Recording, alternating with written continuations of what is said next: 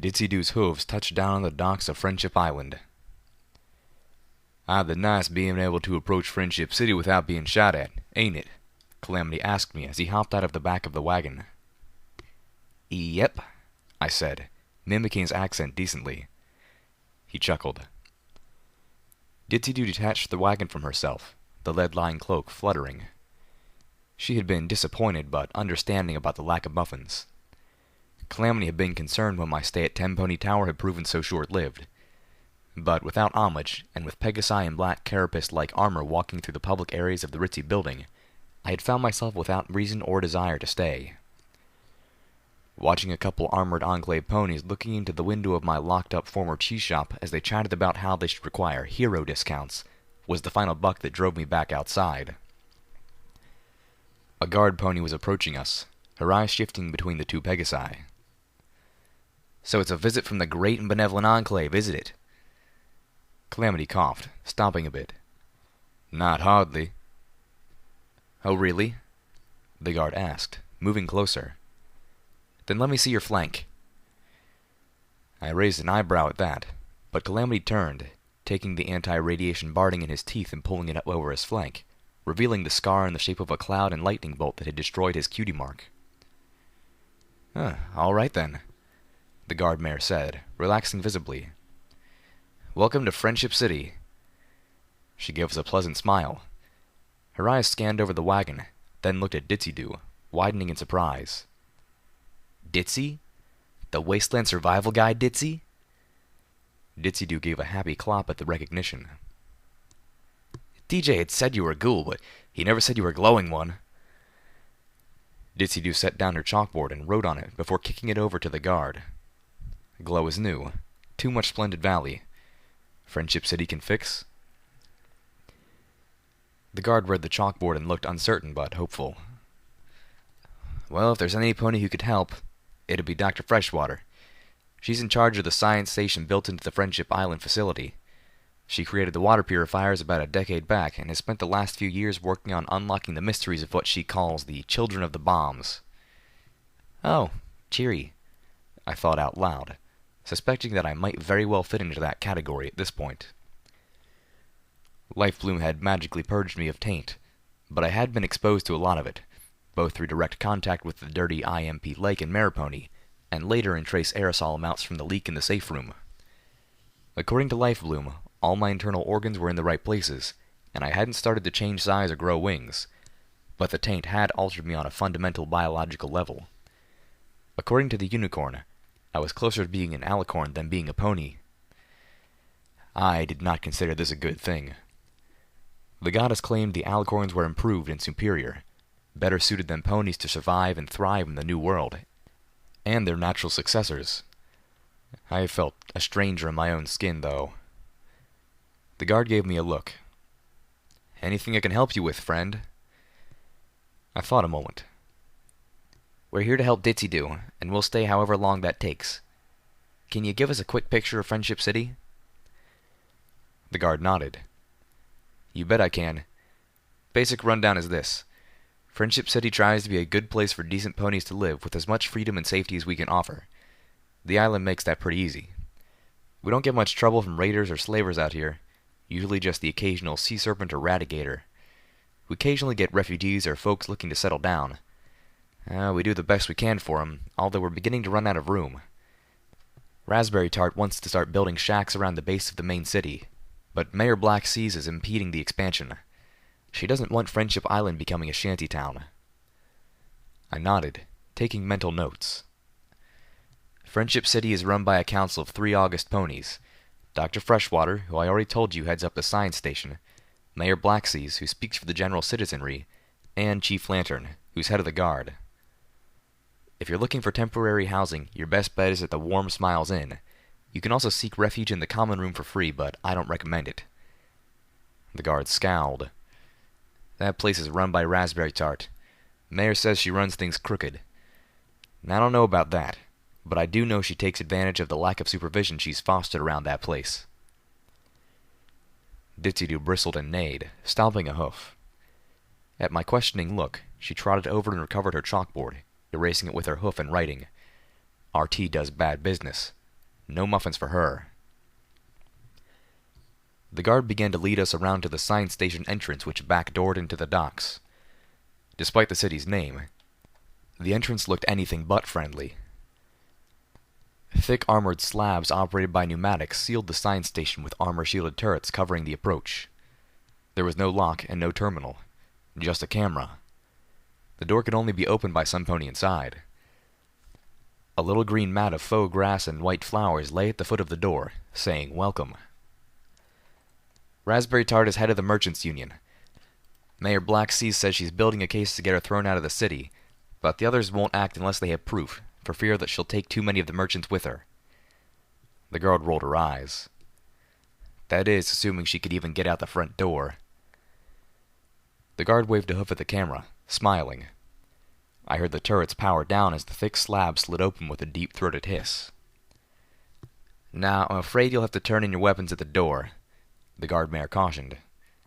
Friendship City's a friendly place, friends, and we want to keep it that way. You'll get 'em back once you leave. I recommend you take a moment to introduce yourselves to Mayor Blackseas as soon as you get Ditsy settled in. You'll find her in the Black Sea Supplies section. She then smiled to Calamity. And I imagine you'll want to be paying a visit to Radar, our resident Dashite. Calamity gaped in dumbfounded surprise. Radar's still alive? He gasped. And he's here? Yeah. He's ancient as dirt, but still flapping his wings. He was in charge of the science station back when Friendship City was founded. Helped turn the city into the place it is. I blinked, suddenly remembering a chapter from the Wasteland Survival Guide on the founding of the city somewhere. I'd only skimmed the chapter at the time I read the book. After all, I had been more interested in basic survival tips than grandiose concepts like settlement building. And then I remembered Calamity's assertion that a Pegasus had helped string up the rope bridges connecting the freestanding sections of Friendship Bridge. The guard grinned at Calamity's expression. I take it you weren't really expecting to see another Dashite in your lifetime. I giggled at my companion. Might want to pick up your jaw before you come in. Calamity was turning in his battle saddle at the guard station just inside, when a water-blue unicorn pony with a short shock of raspberry mane and matching short tail trotted up with a sense of urgency. Dressed in her lab coat, she looked very scientific. Hello, every pony. Welcome to the Friendship City Science Station, where we're making a better tomorrow for all pony kind. Please come in, she encouraged. I'm Dr. Freshwater. This is my facility. Please make yourselves at home. Don't touch anything, though. She shook my hoof, then spun immediately to Ditsy. Ditsy, is it? Dr. Freshwater asked, floating on a pair of glasses and trotting over to get a closer look at our glowing ghoul Pegasus. She floated out a small device that began to clickety-click, just like the radiation sensor in my pit-buck. Ditsy nodded, apparently at ease with the abrupt invasion of personal space. Let's quickly get you into a radiation testing chamber, shall we? My, your output is impressive. Is this a new condition? When did you become like this? Where did you get such exposure? No, don't stop to read anything, just come along. The doctor was already trotting away, motioning with her tail for Ditsy to follow. Let's get you all hooked up. Ditsy glanced back over her wings, giving us a look that I couldn't interpret because her eyes were doing that weird thing of hers again. Then she fluttered off after an impatient Dr. Freshwater, who seemed eager to poke and prod her in the name of science. She'll be all right, won't she? I asked a passing lab pony. Oh, yeah, sure, the pony drawled. Once she's got the glowing one strapped in, she'll stay on the safe side of the glass. I meant Ditsy, I said crossly, and the lab pony ambled away. I'm sure she'll be fine, Calamity assured me as he flew up next to me, battle saddle free. Dr. Freshwater seems a bit odd, sure, but if she can help Ditsy get back to Silverbell any time sooner, well, I'm sure the old man will be happy to put up with the tests. I shuddered, disliking the idea. This is why we were here, why Ditsy had wanted to come, but that didn't make me feel comfortable with it. I hoped they did right by her. Zebra potions, the elderly Pegasus insisted proudly when Calamity rather bluntly asked about his longevity. Radar thumped a sienna hoof against his chest, wincing slightly, and exclaimed, "Ain't nothing better. Them stripers have unlocked all manner of secrets with their bruins. You'd be amazed." Actually, I can believe it, I told the wrinkled old sienna pony, whose close-cropped mane might have been white even before the turn of the century. I chuckled, eyeing Calamity, who looked caught between an urge to dash and a desire to break into squeeze of "oh my gosh." It was a reunion he had never expected with a pony he had never known, but the mere idea that he wasn't the only Dashite in the equestrian wasteland seemed to have overwhelmed him. "That darned upstart young'un Freshwater may usurp my position on the city council, even taking over my place as head researcher, but she can't force me to retire. Not while there's still plenty of life and mind left in me," Radar insisted. "I'm as fit as I ever was." To prove it, the old Pegasus stretched out his wings and flew halfway across his loft in the back of the science station. He made it a full 3 yards before having to land, wheezing frightfully. "Whoa there," Calamity said, the spell he seemed to be under breaking. He flew up to the wobbling elderly Pegasus, trying to steady him, but Radar pushed the younger Dashite away. "I said I was fit. Don't need no help." He looked between us. "Now, who are you folk, and what can old Radar do you for?" "Well, I'm Calamity," my friend said warmly, "and this is my best friend, Little Pip. I'm a Dashite, down from the clouds for about 7 years now. I thought I was the only one around. I mean, I heard stories of you, but you left the Enclave so long ago." "And now they've come back," Radar pointed out. "Hell of a bad bit of timing." Calamity nodded morosely. Radar looked Calamity up and down. "Tell me, what do you think they're here for?" "I don't know," Calamity admitted. "But I don't think they're here trying to save the wasteland." The elderly Pegasus smirked. "Oh, so you don't buy the horse apples they're shoveling over the radio none, either?" Calamity shook his head. "Good buck. I was beginning to think it was just me." "And you, what's your name?" Radar turned to me. "And how about you, young'un? You think they come down from the big old sky to save your tail?" "Little Pip," I reminded him. "And no, I definitely don't." Radar smiled, nodding sagely. "Well, way I see it, it's got to do with the Sustainable Pegasus Project. That's the key to the Enclave's power." "How so?" I asked. "Agriculture, you silly corn," Radar stated. "Without the towers, the Enclave can't feed the ponies. Pegasi wouldn't be able to survive cut off from the cloud curtain." "Remember when you asked about what we ate up there, and I joked about cloud seeding?" Calamity had told us, referring to a conversation we had had the morning after Pinky Bell's farm. "I don't know what them towers were originally meant to do, but I know what the Enclave has repurposed them to do, and that's to enchant clouds for miles around them so you can grow crops right up out of the sky." "Without that," Radar insisted, "the Enclave falls."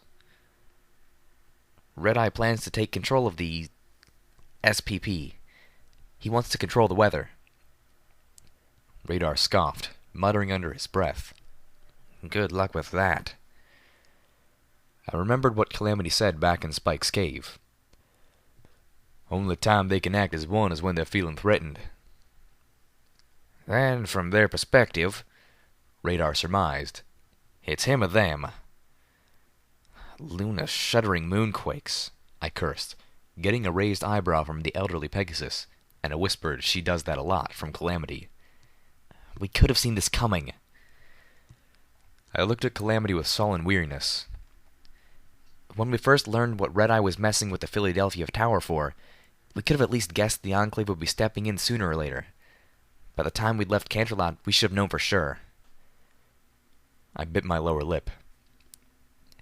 It was only a matter of time. The moment they cottoned onto Redeye's plan. "Ain't like the Enclave has been paying the equestrian wasteland all that much attention," Calamity told me. "At least it never seemed like they did to me. A few scouting parties every year." "Wait." Radar suddenly flew up to me, his snout pressing against mine. "You said your name was Little Pip." Yes," I stammered, taken aback. "You ever been to the Ministry of Awesome, before the grand and mighty Enclave tore all the counterlight down from the mountain?" I watched the monitor, its red eye keyed up the sequence. "Y'all have been to the Ministry of Awesome before?" Calamity asked Radar, unable to conceal his shock. "Yeah, I was," Radar replied. "It was decades ago, not long after they burned my cutie mark off me. I was hoping to find answers." He looked at us as the monitor came to life, showing first static, and then a scene of the MAW basement, the shield dominating the center. "I didn't get no farther than that security station, and I zoomed out of there, leaving the whole damn place on high alert behind me. But I did manage to snatch up this little gem from the security logs." I watched the monitor. The timestamp on the log was old, a few years post-apocalyptic. "What did you mean, good luck with that?" I asked as I watched the minutes tick by on the recording. "What now?" "When I said Redeye was planning on taking over the SPP, I reminded him. You said, good luck with that." Radar made a sound of understanding. "Well, the whole damn Enclave's been trying to get into the central hub for generations now. If they can't do it, I don't see how Redeye has a chance." "He's got a plan," I said confidently. "Oh, does he now?" Radar scoffed.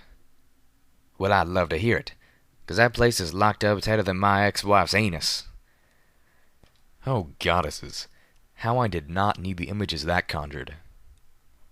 "Place has the best defenses Equestria could build. Has a super shield so round, so powerful, nothing's been able to penetrate it. Suppose it has super guns too, but they're all inside the shield, and that shield is so over-designed that they're pretty much useless."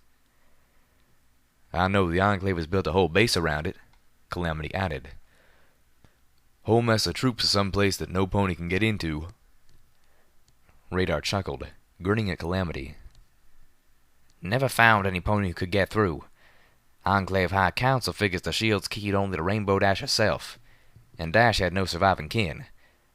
So when she left, she pretty much screwed the powers that were out of their prize." "Yeah, bet they took that well." Calamity grinned back. "Deemed her a traitor, that's what they did." Radar spat. "Sent Griffin Mercs to kill her and bring back her head. Hope some pony wearing Rainbow Dash around their neck might be able to walk through." Calamity and I both gasped in horror. I turned from the monitor. "The Enclave wanted... That's... goddesses." Radar agreed grimly, correcting me in one point. "Well, they weren't exactly the Enclave quite yet, but they were getting there right quick." "What happened?" Radar started simply. "Well, either they never got the head, or they did and it didn't work." "Hey, Pinkie Pie, you here?" Rainbow Dash's voice floated up from the monitor. I shifted back to see the rather bedraggled Cyan Pegasus walking into the basement. The security camera zoomed in, following her. "You in here?"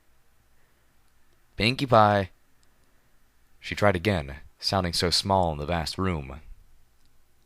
"I brought him, just like you asked. What's this all about?" Her words echoed off of the walls. The light of hope in her eyes slowly diminished. Rainbow Dash stopped a few yards in front of the shield, the magical light painting shadows across her features as she looked around. "You weren't kidding about those health potions, by the way. I'm down to my last one, and I still need to make it out of that pink stew outside.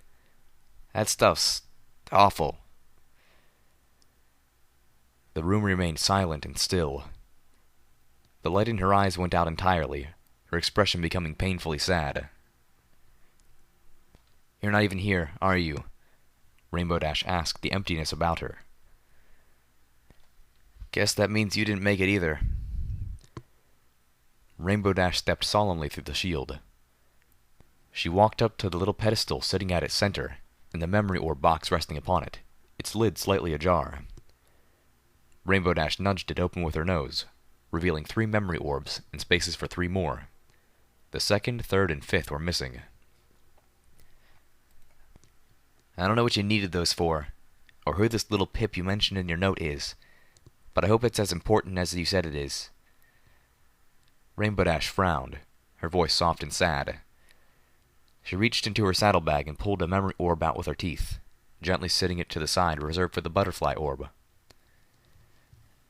Wasn't easy getting these things, especially with Gilda on my tail. But even she isn't brave enough to follow me into what's become of Canterlot, much less my own ministry. She put the star orb in its resting place. But she's waiting for me out there, and after that pink crap, I'm not sure I can take her.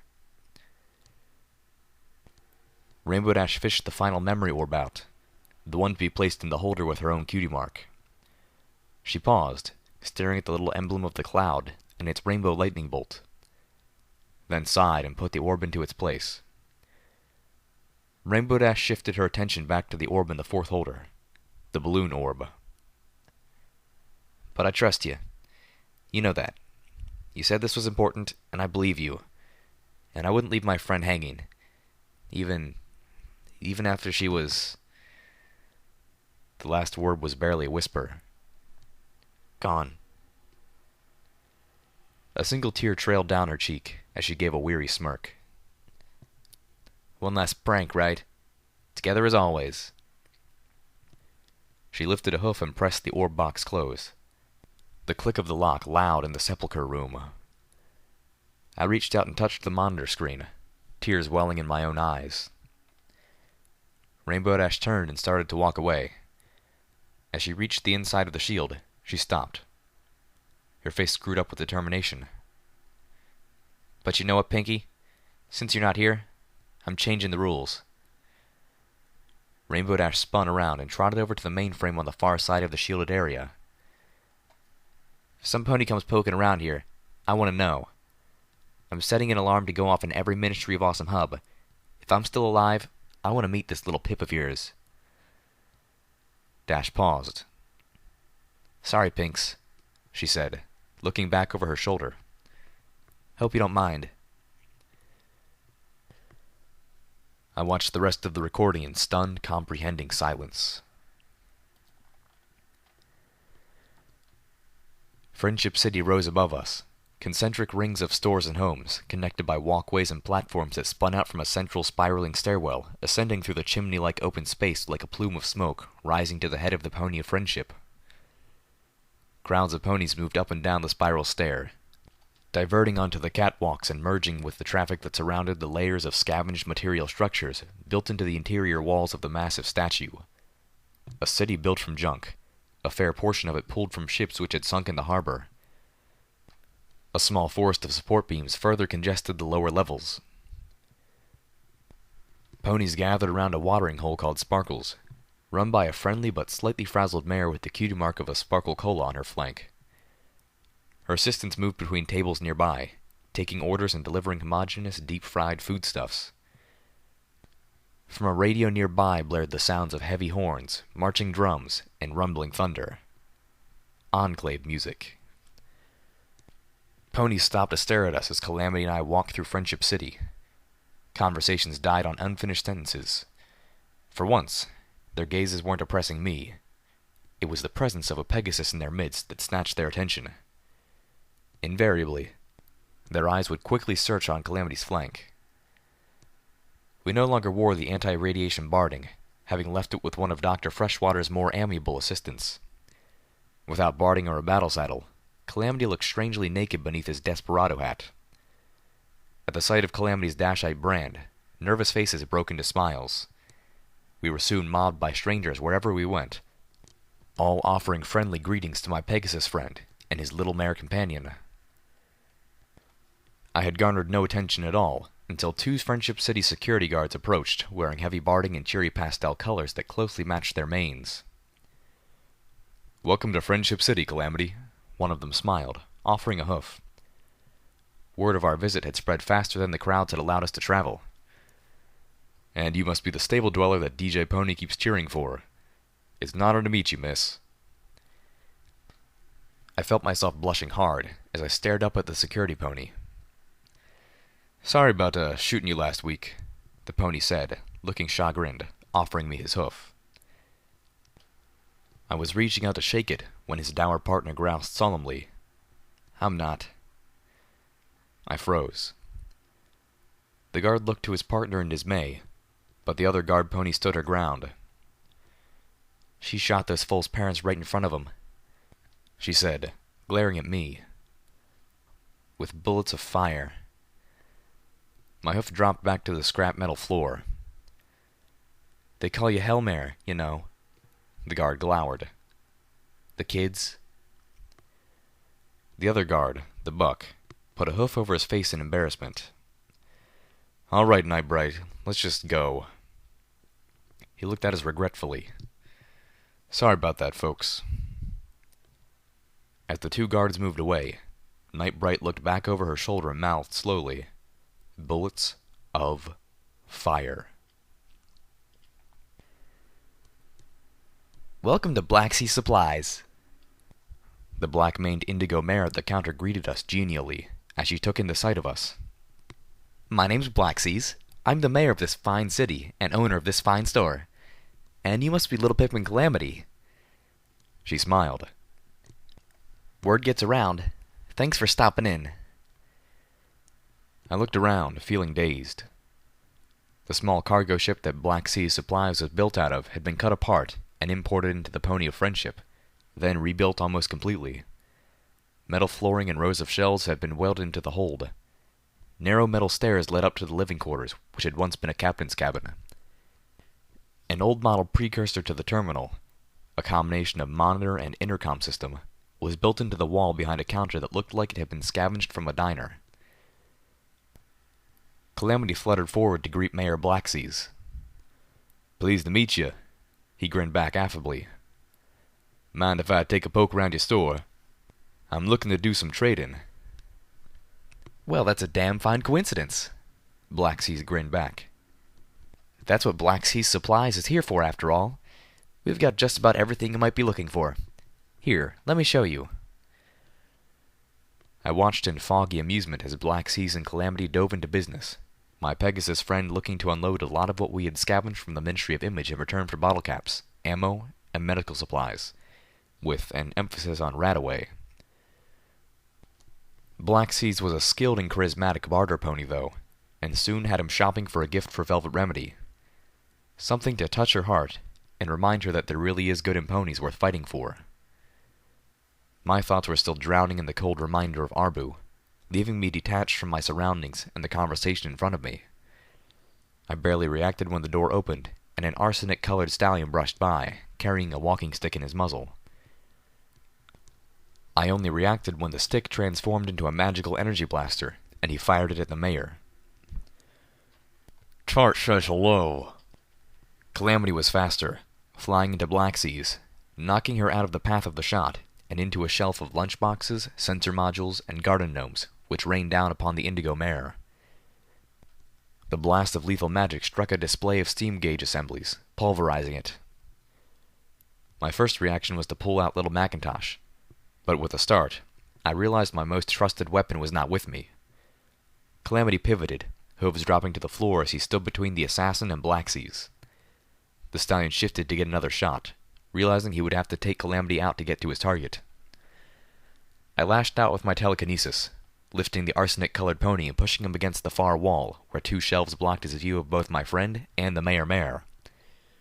I wrapped my magic around his neck, squeezing. The stallion kicked and flailed, his eyes bulging, the magic weapon dropping to the floor with a clatter. Blackseas was climbing back onto her hooves, a couple of garden gnomes rolling off of her back, as the assassin lost consciousness. I released him. The mayor blinked slowly, shaking her head. "Well, looks like your reputation as heroes is well-founded," she said, wincing slightly from a sprain. "Thank you for saving my life." "Ah, it's nothing. It's what we do," Calamity said, more for my benefit, I suspected, than hers. "Why, I reckon he was out to kill you." The mayor frowned. I'm pretty sure Raspberry Tart was behind this, she proclaimed, trotting over to the old terminal. She pressed one of the buttons under the monitor and barked. "Tart, I need to speak with you right now." The indigo pony tapped her hoof impatiently. Glancing to Calamity, "Would you be a dear and tie that bastard up?" Her eyes dropped to the magical energy weapon on the floor. "How the hell did Lantern miss that?" I stepped up to where the weapon had tumbled, floating it upwards to examine it. It was a model I had never encountered before, but then again, I was barely knowledgeable about magical energy weapons. "You might want to ask Grandpa Rattle about that," I suggested. The spell disguising the blaster as a stick was too similar to the old buck's magical research to be coincidence. I have a shotgun. I couldn't imagine Grandpa Rattle working with murderous ponies, though. At least, not willingly. I was suddenly fearful for that crazy old buck. The monitor flickered to life, showing the face of a grossly overweight pomegranate mare with a yellow mane and an overly charismatic smile. "Oh, Mayor Black Seas, how good it is to hear from you." Her words virtually oozed out of the speaker above the monitor. "And to what do I owe the honor of your call this evening?" "You know exactly why I'm calling you, murderous bitch," Black Sea spat, stomping her hoof. "You just sent a pony to kill me." Language," she chided, her smile unfazed by the accusation.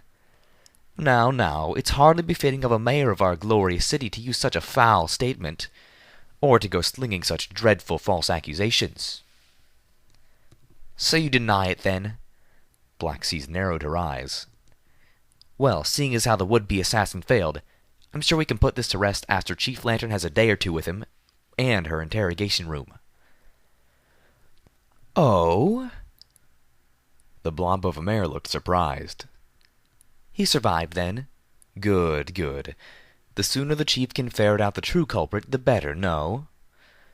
Although it will cut into your opportunities for slander. More's the pity." I trotted up, floating the intended murder weapon in front of me. Black Seas looked at it, then back to Raspberry Tart. "And I don't suppose you have any idea how a weapon like this could have been found on Friendship City?" "Shouldn't you be asking Chief Lantern that question?" she suggested. Black Seas nickered. "We both know that anything that finds its way into Friendship City behind her back has gone through you." The pomegranate mare feigned offense. "Despite what you claim, Mayor, the common room is not a den of smugglers and thieves. And as the voice of the ponies, I would think you should have more faith in them." Her words washed over my ears like slime. "Besides, let's be honest, if I wanted to kill you, I would never use such a crude method. I'd poison your food." Raspberry Tart got the reaction she was looking for. Black Sea's eyes widened just for a moment before narrowing again. The overmade mare virtually purred in pleasure. I was beginning to deeply and egregiously dislike Raspberry Tart. "Now be a darling and keep me informed, would you, Mayor?" Raspberry Tart pressured. "As head of the Merchants' Union, I have a right to know about shenanigans that threaten the peace and safety of all of our little ponies." "Of course," Mayor Black Seas groused before cutting the connection.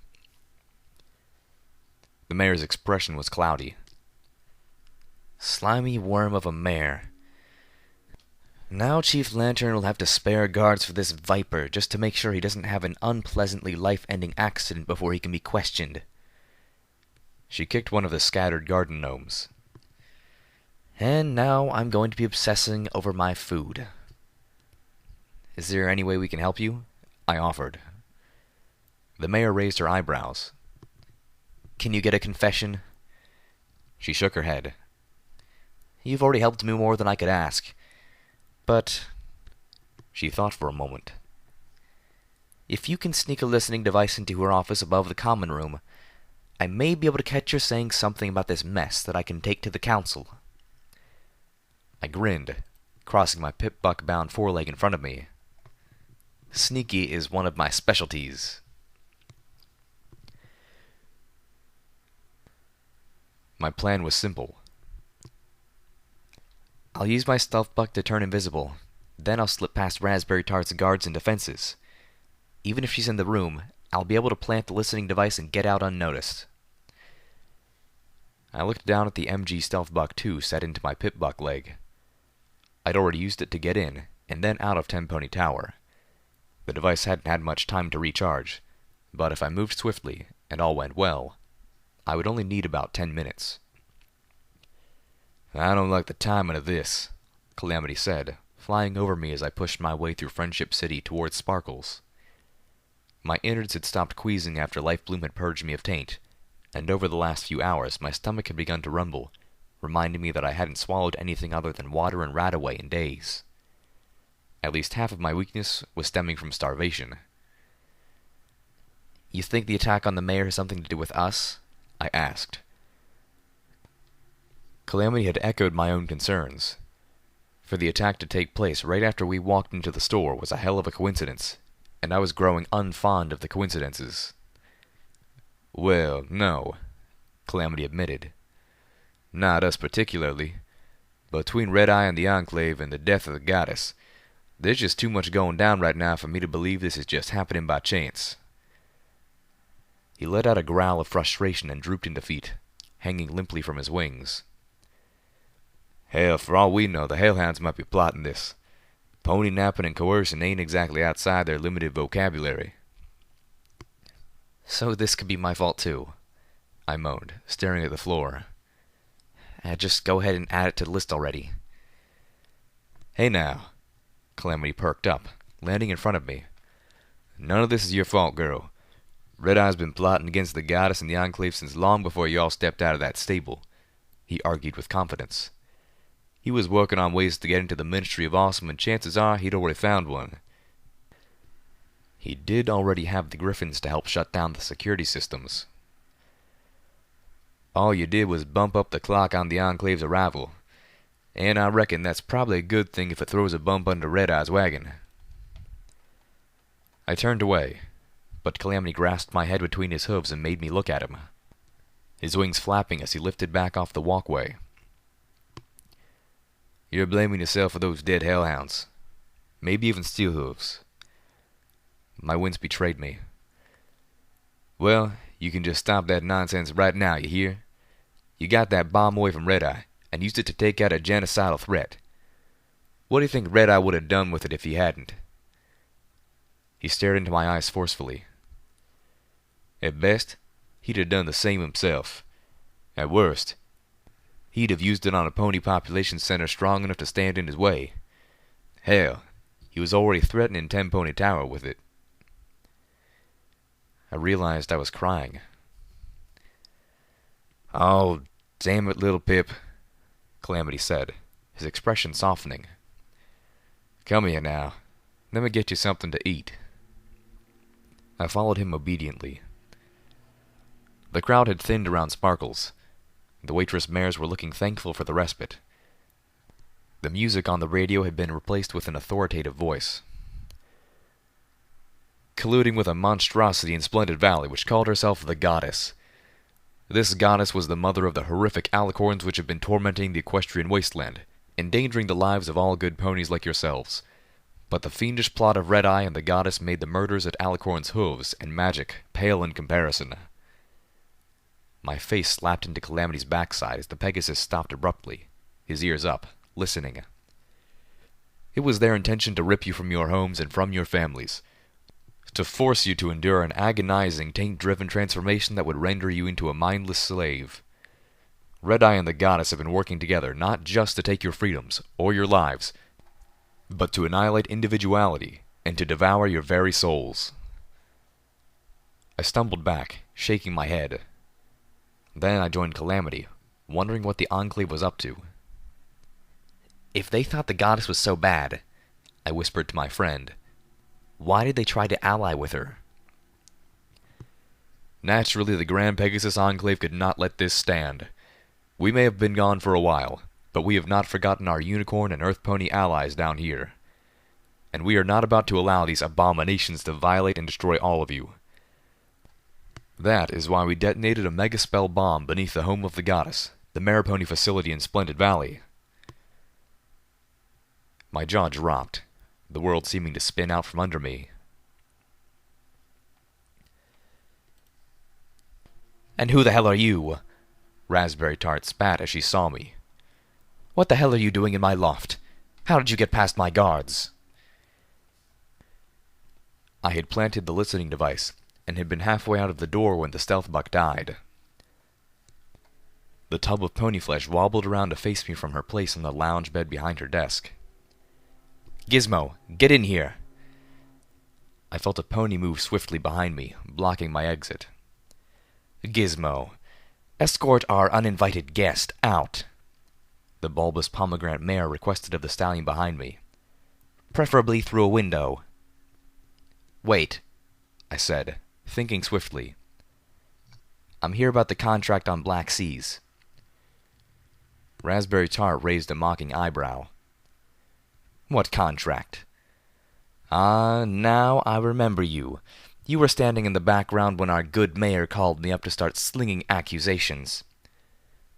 She hefted up one of her slab-like hooves, signaling the stallion behind me to wait. "What do you want?" The gears in my head spun. The pony who tried to kill the mayor was sloppy and stupid, and now the mayor trusts me. I gave her my best conspiring smile. I could do the job easy and correctly, but it won't be cheap. Raspberry Tart sighed. "Do you really think I'm that stupid? Did you really think you could pull the wool over my eyes that easily?" I found myself picturing the attempt to cover her with wool, the rolls of fat, the massive jowls. "Not enough sheep in the world," I muttered aloud before I could stop myself. She rolled her eyes.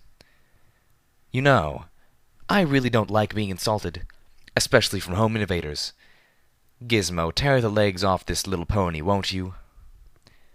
Whoops. I cantered, circling to see Gizmo. My eyes widened as I took in the surgical scars and mechanical wings.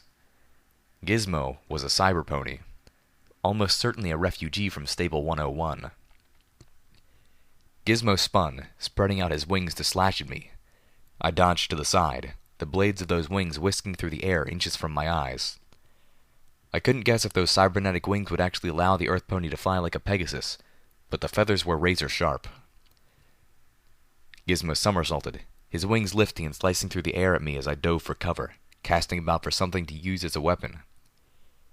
Gizmo spun again and bucked, turning the chair I had moved behind into a battering ram that knocked me over. My armor took the blow, leaving me winded but unhurt. "Gizmo, stop playing with your food," Raspberry Tart ordered lazily. "Just finish her already." I scrambled for the door. Gizmo jumped up onto the couch and leapt into the air, spreading out his wings.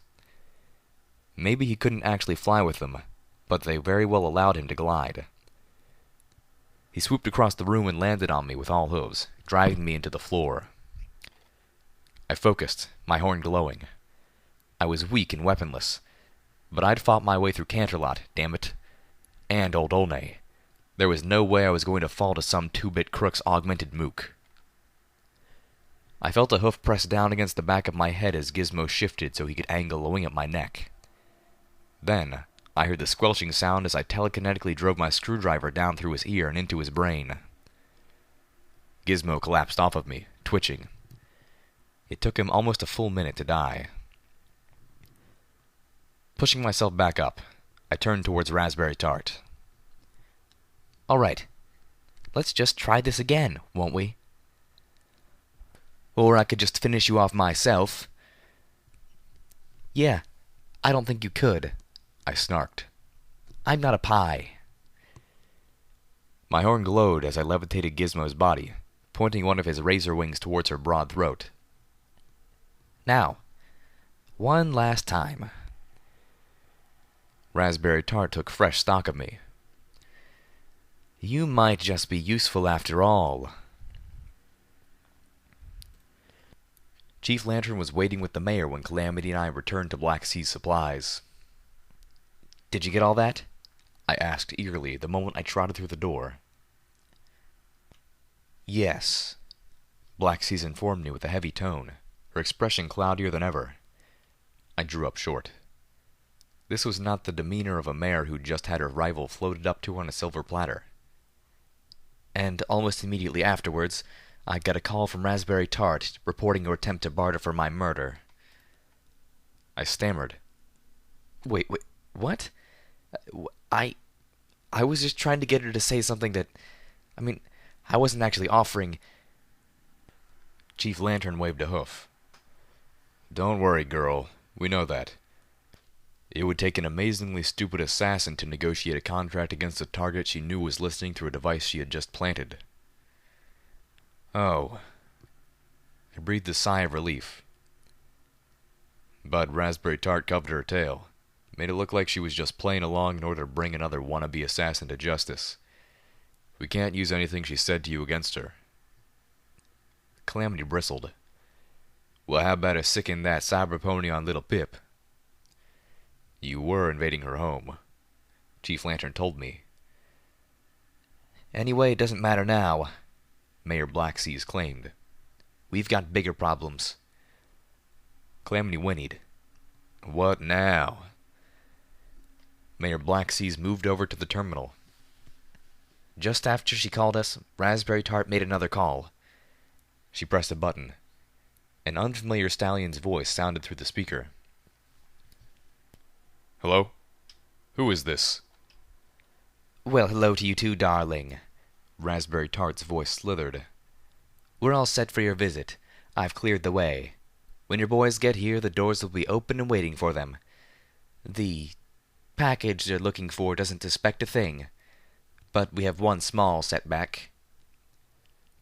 "Those aren't words that I like," the stallion informed her coolly. "You shouldn't be telling me words that I don't like." "Mayor Blackseas is still going to be a problem," Raspberry Tart whinnied. The mayor and the security chief exchanged glances as they listened. I could hear a heavy sigh through the speaker. "The mayor of that rusty monument you call a city was your responsibility. We're more than ready and capable of doing things the hard way if we meet any resistance." Of course," Raspberry Tart said, sounding a little worried now. The stallion neighed. "Personally, I would prefer the hard way. Tends not to leave loose ends." No, that won't be necessary, darling. How long until we can expect your arrival?" There was a snort from the unidentified stallion. "Our Raptors are 80 minutes out. Should give you plenty of time to fix your little problem. Or flee the city." The Enclave was coming for Friendship City. I could just turn myself over to them," I offered meekly. The ponies gathered in the council room with me stared appraisingly. "What makes you think you're the one they're after?" Dr. Freshwater asked, raising an eyebrow. "Well..." I grimaced. I had no reason for my assumption other than the timing and the fact that it always seemed to be me. "Who else would it be?" "Oh, hell no," Calamity spat. He turned to the others. "Y'all ain't handing any pony over to the Enclave." He paused, his determination melting into hope. "Are you?" The door opened behind us as Chief Lantern marched in, followed by several security ponies.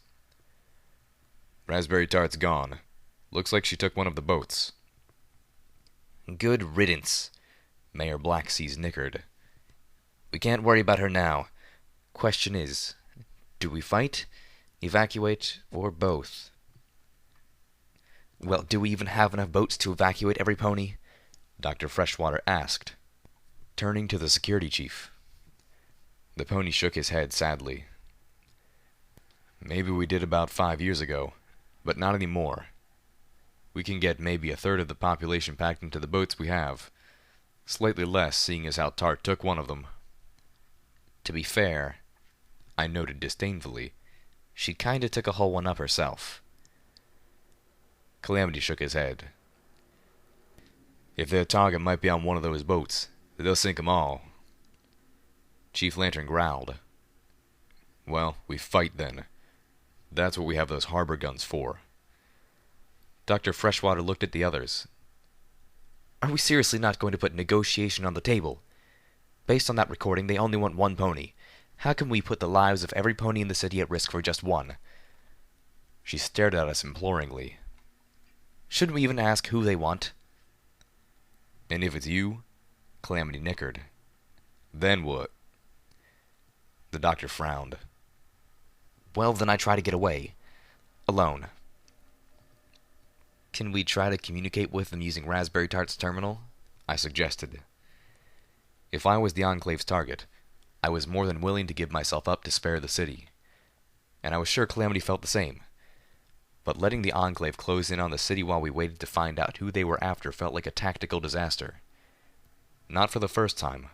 I wondered what Steelhooves would recommend. Have recommended, the little pony in my head reminded me, bringing heavy clouds of sorrow. Chief Lantern shook his head. Already tried that. They're not responding. Definitely not a good sign. Sounds to me like they've decided to do this the hard way anyhow.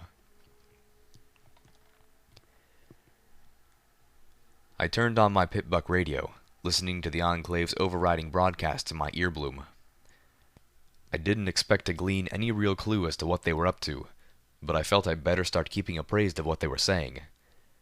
For the moment, I was only getting dark, funeral-esque marching anthems. Steele's funeral had been this morning. The loss of my friend wrapped my heart in chokingly tight sorrow, and the dour tones of the music were cutting at me like sharp metal wings. Calamity was off assisting Chief Lantern. A quick inspection of the harbor guns had revealed sabotage, apparently part of Raspberry Tart's clearing the way for the Enclave. The damage had been inexpert, and Calamity was certain they could have at least half of the harbor guns working again before the Enclave arrived. But they had to work fast. I followed Dr. Freshwater to the observation room and stared through the anti-radiation window. Greenish-yellow light poured brightly through the glass. Inside, Ditsy saw me approach the window and waved a wing. A device mounted into the wall clickety-clicked, reading the ambient radiation inside the room. All right, let's try it again. One of the lab technicians, a cream-coated unicorn with a cornflower blue mane, spoke into a microphone. Focus. The unicorn technician began to walk Ditsy through the mental exercises that the young unicorn fillies and colts used to practice telekinesis. But Ditsy wasn't a unicorn. She had no magic. What could they be expecting? Whoosh! The radiation counter squealed as the light in the room became momentarily blinding. Ditsy tumbled to the floor comically, the burst of energy from her body knocking her off kilter. Oh, that was pretty good. The unicorn technician cheered into the microphone, clapping his hooves together in applause. Keep that up and you'll be able to purge yourself of radiation in just a couple days. Inside the chamber, Ditsy pranced joyfully. Now, let's go again, the unicorn said with a happy chuckle. But this time, try to keep centered so you don't keep knocking yourself over. I smiled to Ditsy and applauded too. Somehow, watching her joy made the storm clouds over my own head scatter, if just for a little while.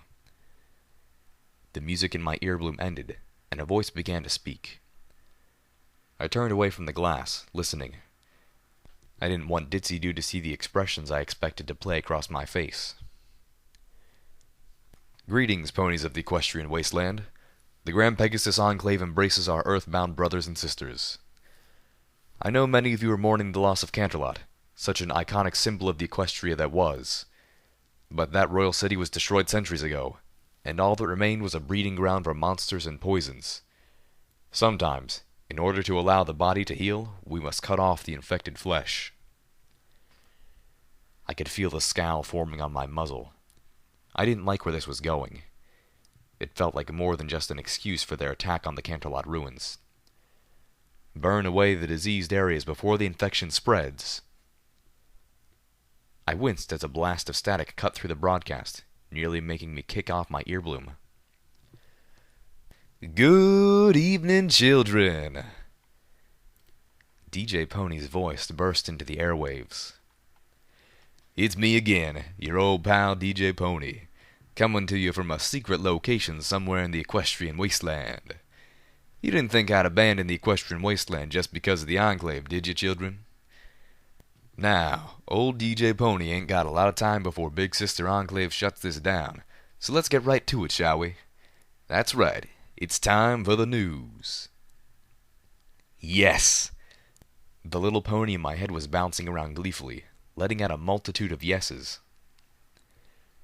Now, first up, the truth about what went down in Maripony. Now, I've got my information from irrefutable sources here, children, and I've got to admit, the Enclave was right about one thing. The goddess was as big and as bad a threat as they're making her out to be. But that's where the truth stops, and the lies begin. Irrefutable sources, I assumed, meant she'd been watching from the towers. But wait. Now, I don't know what the Enclave were out in Maripony for, but it sure as hell wasn't to take out the biggest threat the Equestrian Wasteland has ever known. No, that deed was performed by none other than your and my favorite heroine, the Stable Dweller. My ears were burning, but I was too happy just hearing Homage's voice, disguised as it was, to mind.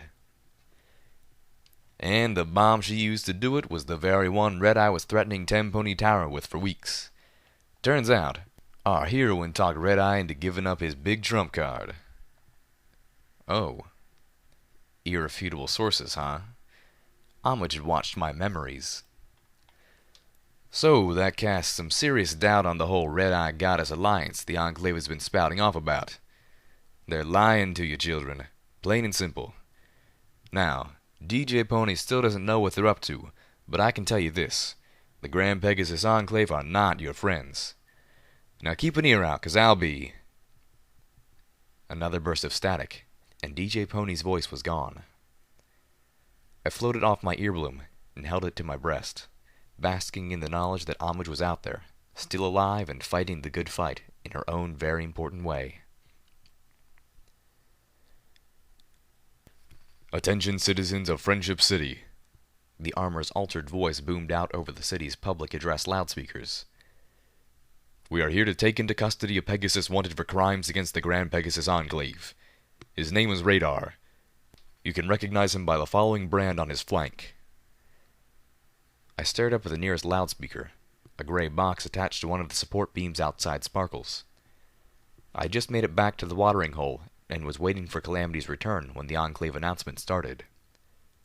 I checked my Pip-Buck's clock. The Enclave was early. We had almost 20 more minutes, supposedly. The mayor had made her own announcement, urging ponies to return to their homes less than 10 minutes ago.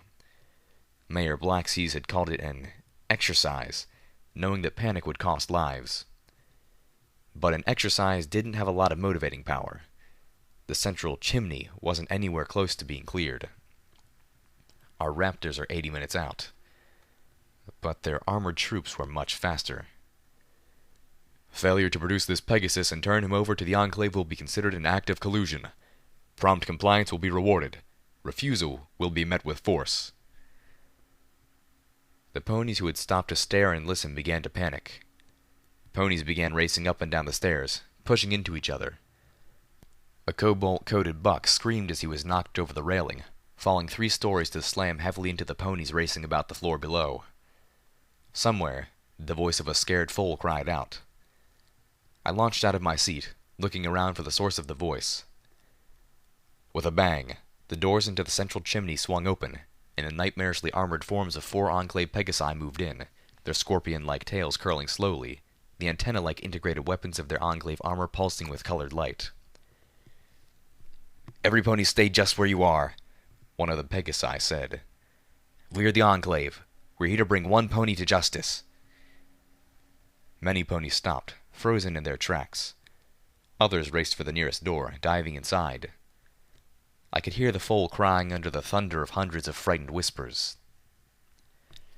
"We will be searching the premises," the Pegasus informed the crowd. "Do not attempt to hide. Do not attempt to flee. Do not attempt to interfere. Obey, and we will be out of your mains in short order. The Pegasus behind him stepped up, as the two behind started to fan out, moving through the crowd. The Pegasus called out, "Any pony with information leading to the swift arrest of the Pegasus radar will be rewarded with a finder's fee of 5,000 bits." To their credit, not a single pony in Friendship City stepped up to take the offer. "Fuck you," a mint-coated buck shouted from the spiral stairwell. The Enclave pony looked up at him. The gems on her armor glistened. The sounds of a magical energy weapon being discharged filled my ears. The ponies around the buck scattered as he was turned into a glittering pile of ash before their eyes. 2 more ponies in the crowd began to run, trying to make it to the door of one of the shops. 2 more glowing bolts of magical energy threaded through the crowd, striking down their targets. One of the ponies vaporized, her ashes scattering across the door she had been trying to reach. The other collapsed onto her side, screaming in pain. "I repeat, do not attempt to hide, do not attempt to flee, do not attempt to interfere. Obey." I was trembling. If I had my sniper rifle, all 4 of them would be dead right now. One of the black-clad Pegasi started to move through the patrons of Sparkles. She stepped close to me, walking around behind me as she looked me over. I forced myself to stand there silently, knowing that any action could put ponies in danger. She paused. Her visor turned towards the pit buck melted to my leg. "Everfree wins," she whispered in revulsion, moving quickly past. I caught sight of the little wine-colored filly curled up under the foot of one of the spiral stairs, shivering and whimpering. My heart went out to her. I started to inch closer, hoping I could comfort her. I made it halfway up when she saw me, her eyes opening wide with utter terror. "Hellmare!" she screamed, scrambling up and fleeing from the sight of me. "No, don't run. Don't move. They'll—" A shot of magical energy struck the filly. "No!" The foal's momentum had carried the glistening pink ash as she glowed and disintegrated, fanning it out across the metal floor. My world shattered apart. I collapsed to my hooves, raising to my muzzle as if they could contain my screams. "Damn it, Brightwind, you just shot a filly!" My whole body was shaking, and couldn't stop. The tears couldn't stop. Goddesses, no. "Fly steady, soldier." "Fly steady?" The second Pegasus rounded on the first. "You just shot a filly." Hellmare. I'd killed the filly, just as surely as Brightwind had. I'd killed her by trying to help. The image of her vanishing in a spreading cloud of pinkish glitter kept playing over and over in my mind. I couldn't think of anything else. The first Pegasus, Brightwind, turned to her accuser. "We had our orders, and you will obey them. Now fly steady." "She wasn't trying to warn Radar or hide him. She was just scared." "I take it back," I cried out silently to Celestia and Luna. "I take it back. I didn't try to help. I didn't let her see me. Please bring her back. Please, let me take it back." But no amount of regret or pleading with the goddesses would make the sparkling ash spiral upwards and be reborn in a flash of light. We can't know that, soldier," Brightwind insisted defensively. "Now either shut up and fly steady, or get your tail back to the Raptor and I'll deal with you later." "I didn't sign up for this," the Pegasus said, turning away from Brightwind and flying back the way they came. The thunder of the harbor guns signaled the arrival of the Raptors. Friendship City had not given up their resident Dashite. The Enclave began a full attack at the 69th minute mark. I had crawled over to the ashes of the Arbu filly, gathering them together with my telekinesis. That's as far as I had gotten when Calamity found me, flying in loaded down with all of our weapons. "Little Pip, what are you doing?" he shouted, as a lancing blast of crimson magical energy speared through the upper levels of the Pony of Friendship, slicing through homes and catwalks. The Pegasus grabbed me, dragging me away as chunks of walkway and scaffolding came raining down. I couldn't find anything to put her in, I said, looking up into the eyes of my friend, showing him the glowing ball of ash wrapped gingerly in my magic. It was so small. It seemed hardly enough to have once been a filly. Calamity sat me down in the shelter of sparkles as another blast from one of the Raptor's magical energy cannons burnt a hole the size of a chariot through the side of the statue, engulfing Warm Smiles in. If there were any ponies inside, they were incinerated within seconds by the fuchsia-colored flames. Calamity looked at the ash I was holding, his bewildered expression shifting to wounded understanding. He looked around and dug an empty Sparkle Cola bottle out of a trash bin. "Here, little Pip. Put her in here." My world had become that ash. With gentle reverence, I magically funneled the filly into the bottle. It glowed an off pink. I floated out a bottle cap, screwing it on tightly. "Okay, little Pip. She's taken care of now," Calamity was telling me. "I need you back. I know it's hard, and I know it hurts, but we need you here now." I stared at him, wondering how he could be so close, and yet so far away. "Do you understand me, little Pip? We need you right now." All around us, ponies were fleeing in terror, trying to get to the exits. They didn't care that there weren't enough boats. The thundering of the harbor guns was thinning out. Calamity slapped me hard across the face with his forehoof. I gasped, lifting a hoof to my cheek in surprise. I could hear screams and explosions nearby. "Pony lives are counting on you, little Pip," Calamity said, drawing my attention to a focus. "Y'all gotta pull yourself together. Hurt tomorrow, help today."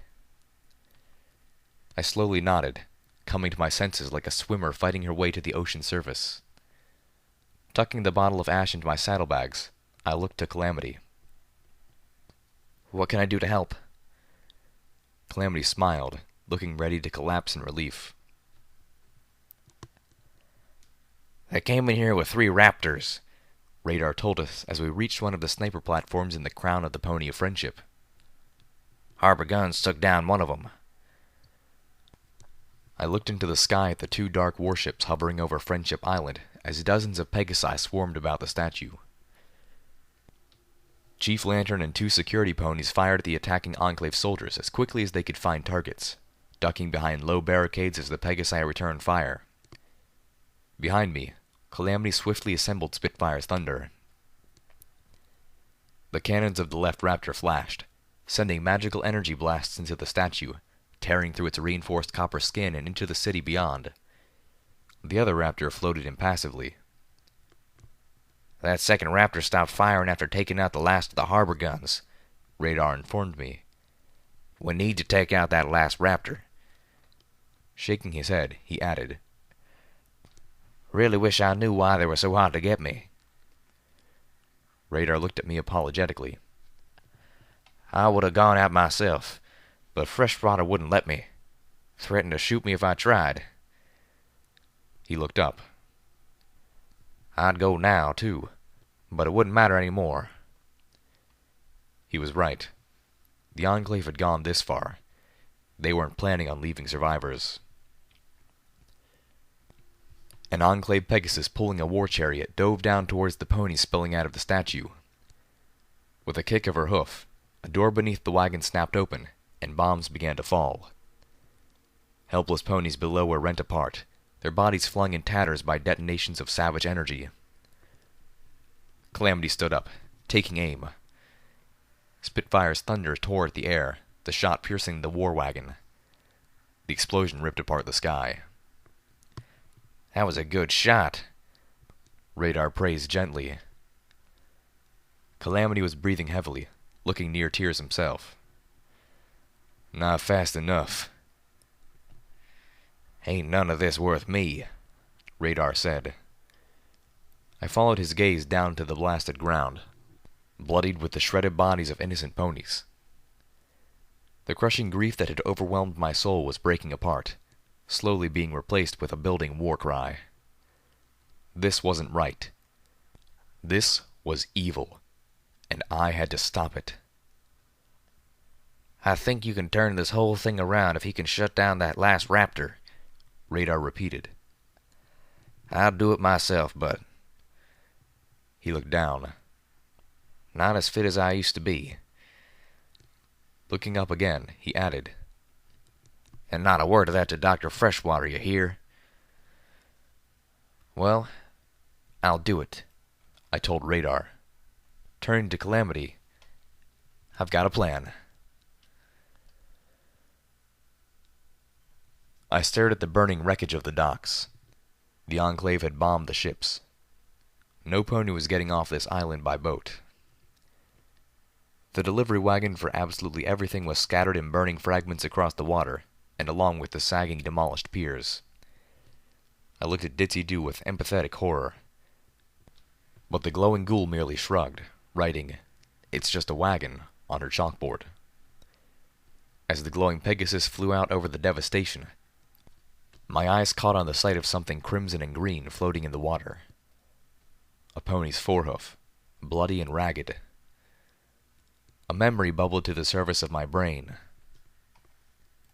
"Help me," Ambrosia had rasped.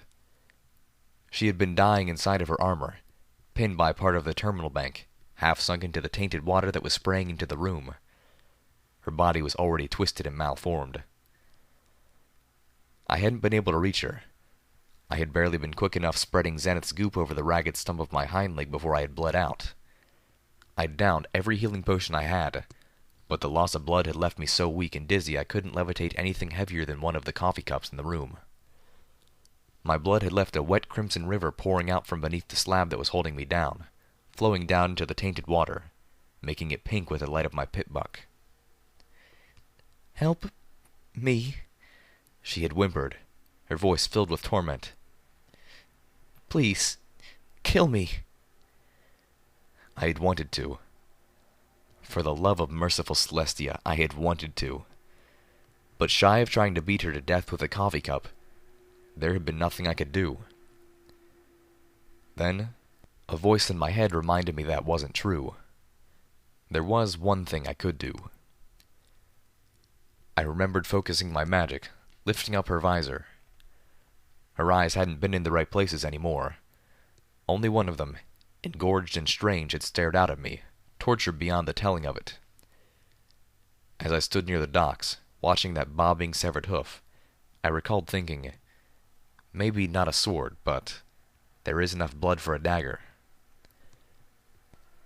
The memory broke, leaving me shaken. I tried to dredge up what had happened next, but there was only blackness where the memory should have been.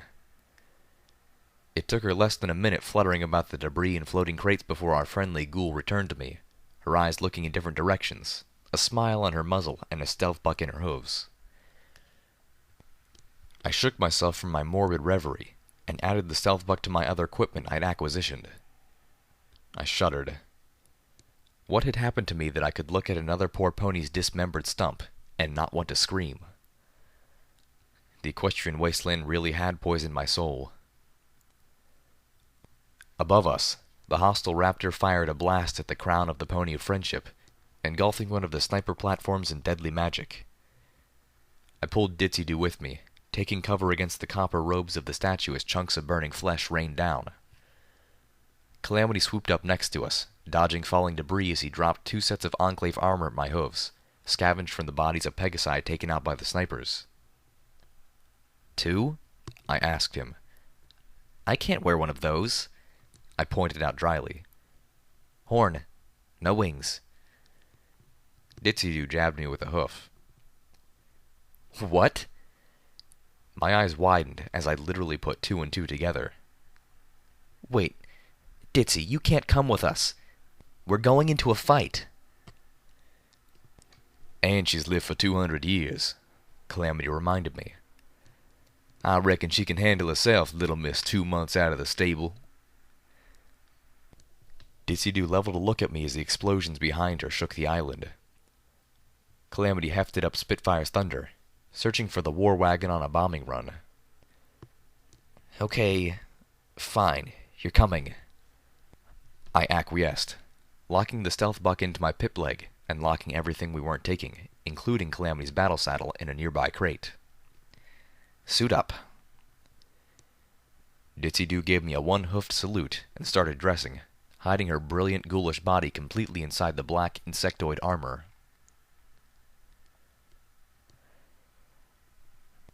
This is Raptor Pyrocumulus to Raptor Alto Stratus. Respawn immediately. As Calamity and Ditsy, disguised as Enclave soldiers, flew us closer to the black maw of the attacking Raptor's hangar, my pip leg had latched onto a new signal, one which wasn't playing the Enclave's continuous public broadcast, and encrypted it. I found myself listening to the Pegasi's inter-warship military frequency. This is Commander Thundershear of the Raptor Pyrocumulus to Commander Icebreak of the Raptor Alto Stratus. Why have you stopped firing? The authoritative voice of the commanding stallion asked, clearly attempting to communicate with the unresponsive second Raptor. You are required to respond. Calamity landed on the Raptor's lower flight deck, dropping my invisible self and the sacks I was carrying onto the black metal floor lined with small pulsing guide lights. He trotted up to the hangar door, looking over the access terminal. I moved up next to him, Ditsy watching our flank as he attempted to hack into it. As expected, the access terminal had a cloud interface. I could offer him advice, but once again, I was denied the chance to do this myself. Commander Thundershear, this is Commander Icebreak. The enemy is defenseless. The battle has been won. Raptor Alto Stratus is standing down. A Pegasus mare replied in a dignified, reserved voice. A wing is standing by to retrieve the prisoner as soon as Raptor Pyrocumulus disengages. Ditsy gave a little dance in her armor. Apparently, she was picking up the transmission too. The rebellion of the second Raptor filled her heart with delight. Almost got it, Calamity grunted. I turned back to the terminal, scanning the lines of code he had brought up. Somewhere in that matrix was the password.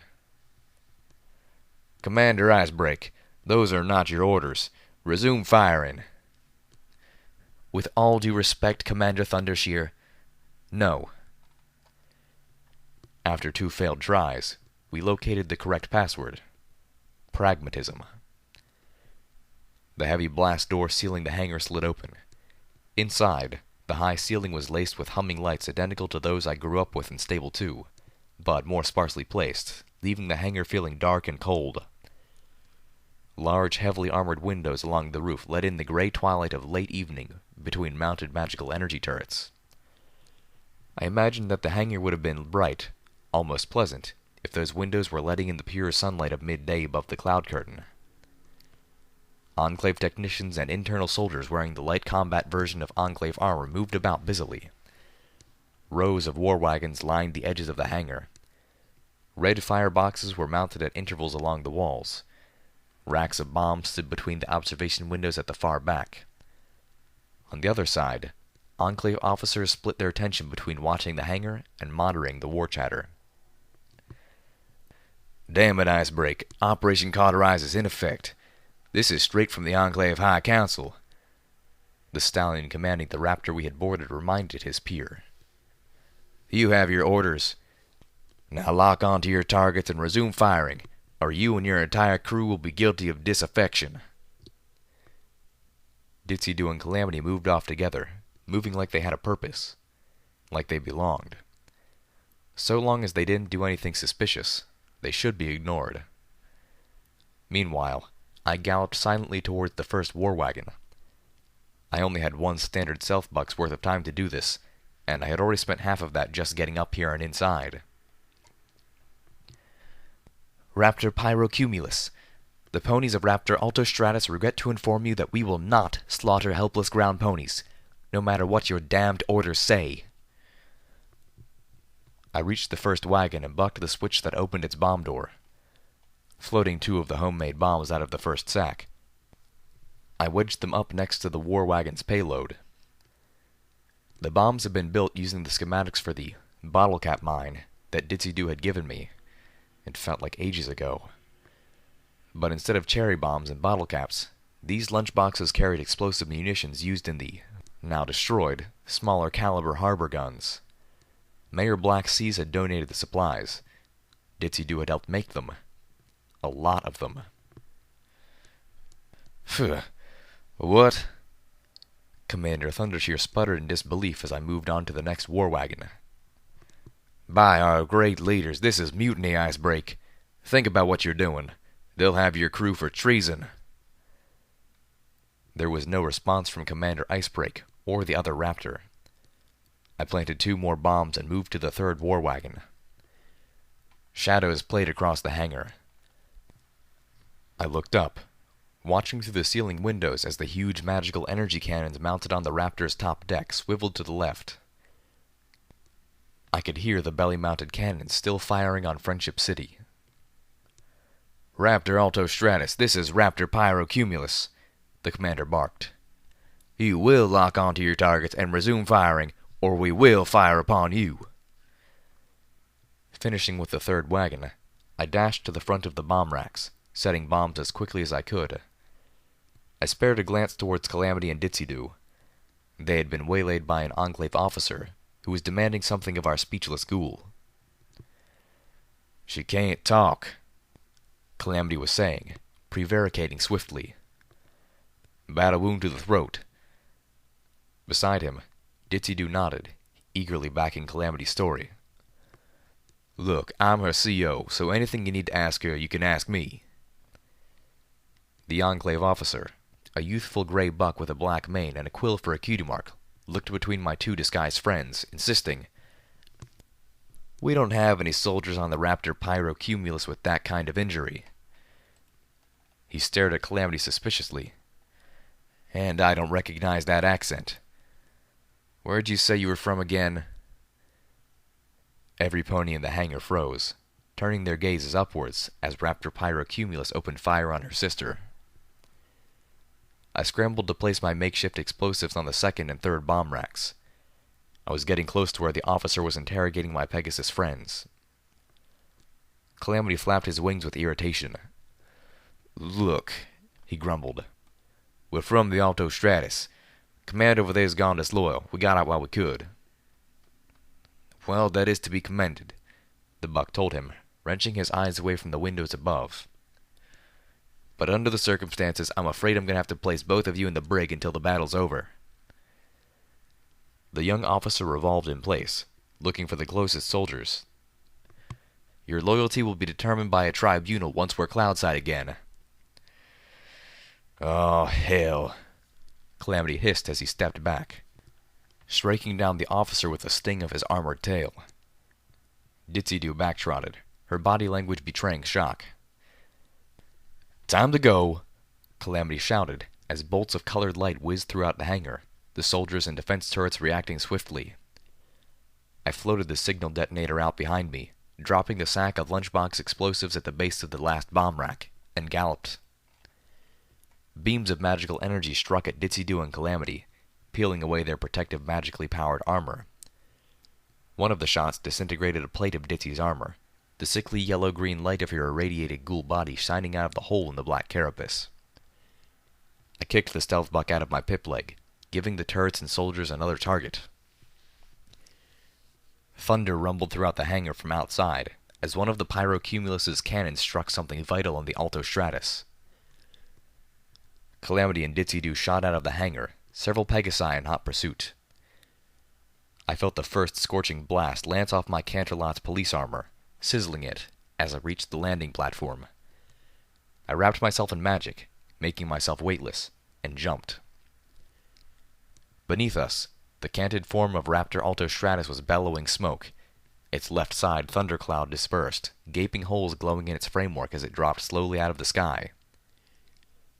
One of the Pyrocumulus's belly cannons swiveled and fired on the ruined warship as it crashed into Friendship Bridge, tearing apart catastrophically. I triggered the detonator. Behind me, light and heat erupted from the hangar of the Pyrocumulus, a draconic roar building within the cascade of explosions. A blast of fire buffeted me, sending me spinning through the sky. My magic imploding as bomb racks went up like a volcanic Armageddon, magical fire rending the Enclave warship in half. This time, it was Ditsy who caught me. Her Enclave armor was perforated, her helmet gone. Glowing ichor seeped out of numerous painful wounds, but she was grinning, one of her eyes staring at me as she gave a squeaky victory cheer. My heart lifted at her jubilation, but then sank again as I looked out at the burning pony of friendship, the smoke of an incinerated city and murdered ponies blackly bellowing out of glowing wounds carved by destructive magical energy.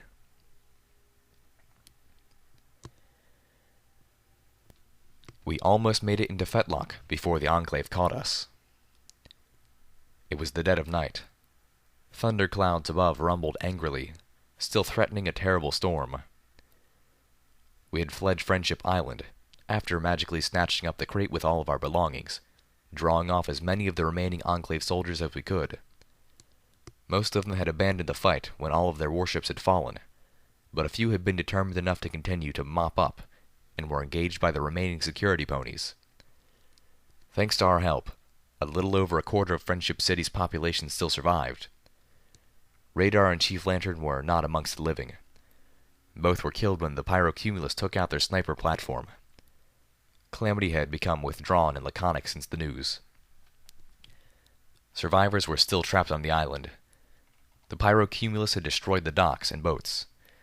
The crash of the Alto Stratus had wiped out a section of the bridge. Once we got back to Stable 29, we intended to enlist the aid of Applejack's Rangers. I was certain that the needs of nearly 200 suffering ponies would draw Velvet Remedy out of her shell. But Ditsy was wounded, more than she let on. As we drew close to the edge of Manhattan, she had begun flagging. So we landed in the ruins of a building which, based on the plate and silverware designs still visible on the badly deteriorated and half-buried sign, had once been a diner. Or, from the horseshoe motif running alongside the top of one of its standing walls, possibly a shoe shop. When the ruins had turned up empty, Calamity had taken Spitfire's thunder and had flown into the rubble of the apartment building next door, searching for food, Radaway, and anything else he could find. This left me sitting on the edge of the ruins, staring out across the street. Ditsy had discarded the ruined Enclave armor and was splashing playfully in a glowing puddle of radioactive waste spilled from the back of a wagon bearing the MAS logo.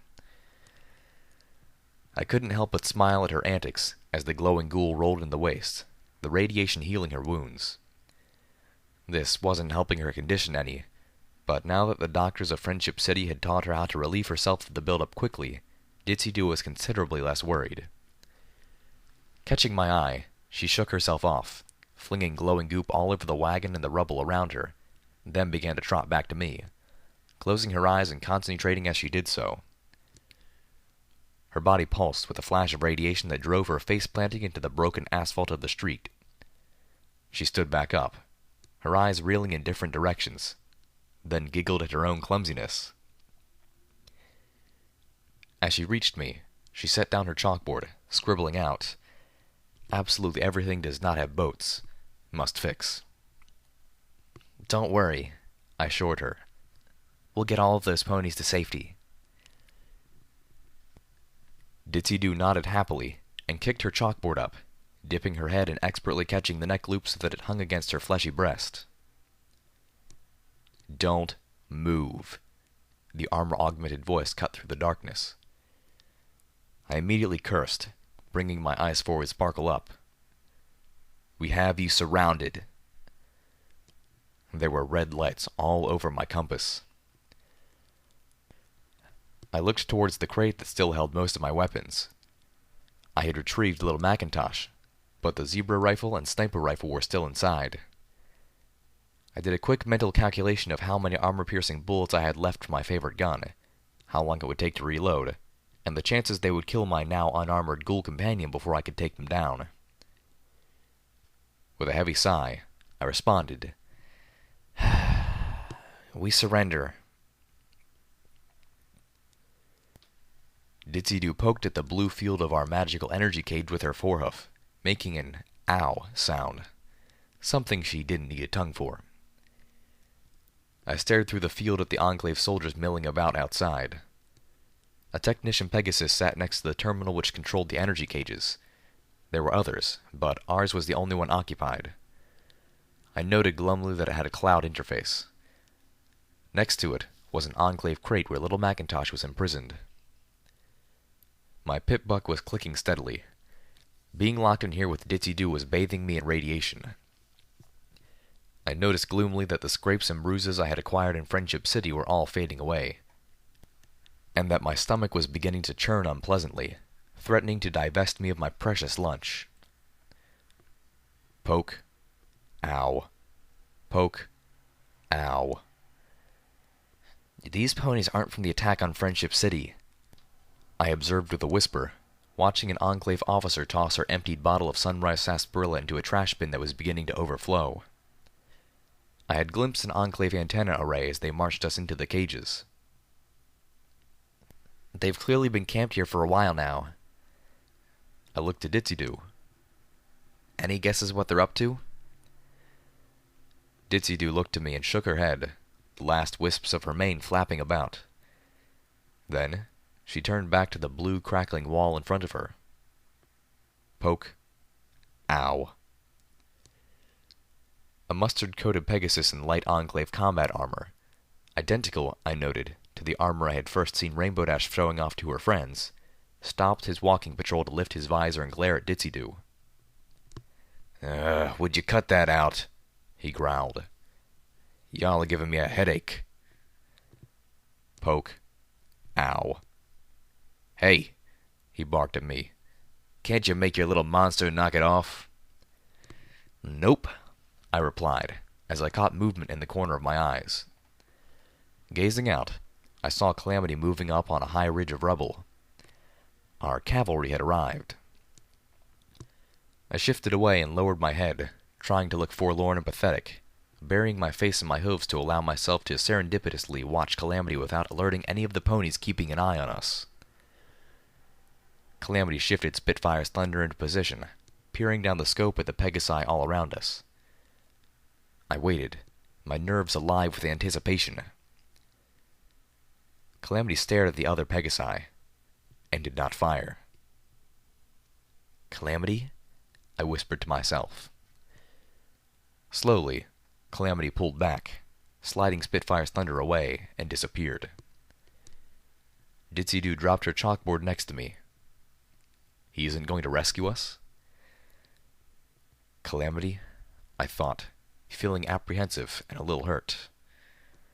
What are you doing? Two Pegasi in fearsome onyx armor marched Calamity into the camp at the tips of their viciously sharp tails. The rust-colored Dashite walked in front of them, wings held high. Oh, damn it, Calamity. Up you go, one of the Pegasi ordered as the technician lowered the field around one of the magical energy cages. He prodded Calamity up onto the platform, and our Pegasus friend cantered around to stare at him as the blue field washed up between them. I moved as close as our cage would allow. The shielded cage was beginning to feel uncomfortably warm. Calamity! I hissed. What? Calamity just looked at me sadly. Sorry, little Pip. I just couldn't. Even after what they did? Are you serious? Calamity shifted uncomfortably and nodded, offering no explanation. But an explanation was forthcoming. Well, look who we have here. It was the Pegasus buck who had growled at Ditsy. He was trotting up, looking like a colt who had just gotten his cutie mark. If it ain't my little brony. His little what now? Hello, Pride, Calamity said sourly. I see they're letting just any pony into the Enclave these days. Hey, the mustard-colored pony hissed. I ain't the traitor here, now am I? No, you ain't, Calamity jabbed. Y'all just washed out. 3 times, no less. You know him? I asked. Pride turned to me with a grin. "Oh, y'all are friends?" He looked from Calamity to us, and back in exaggerated astonishment. "Well, what do you know? Little Calamity actually managed to make some friends." He rolled his eyes, adding, "A munchkin mare and a monster." Pride smirked at us. "Y'all should really have chose a better friend," the Enclave buck said nastily. "Calamity here's a flying disaster." Leaning close to me just beyond the blue field, Pride nickered like he was about to tell me a secret.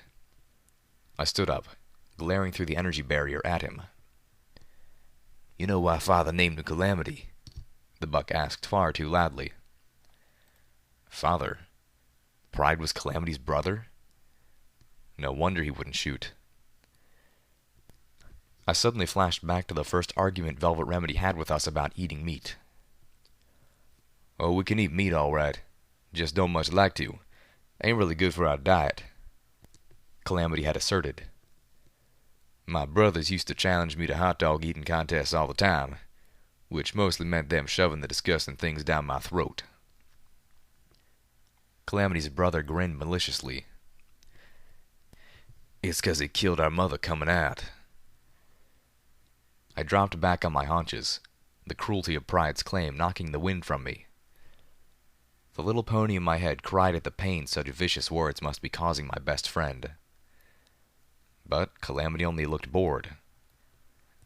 "That again," he drawled, unimpressed. "You ain't seen me for 6 years, and in all that time you can't come up with anything new?" The orange-maned Pegasus shook his head. "Back when I was a blank flank colt, and y'all'd tell me that, I'd bawl for hours. But case you ain't noticed, that was a long time ago, and I ain't a little fool no more." Pride sneered. "Really? Strange.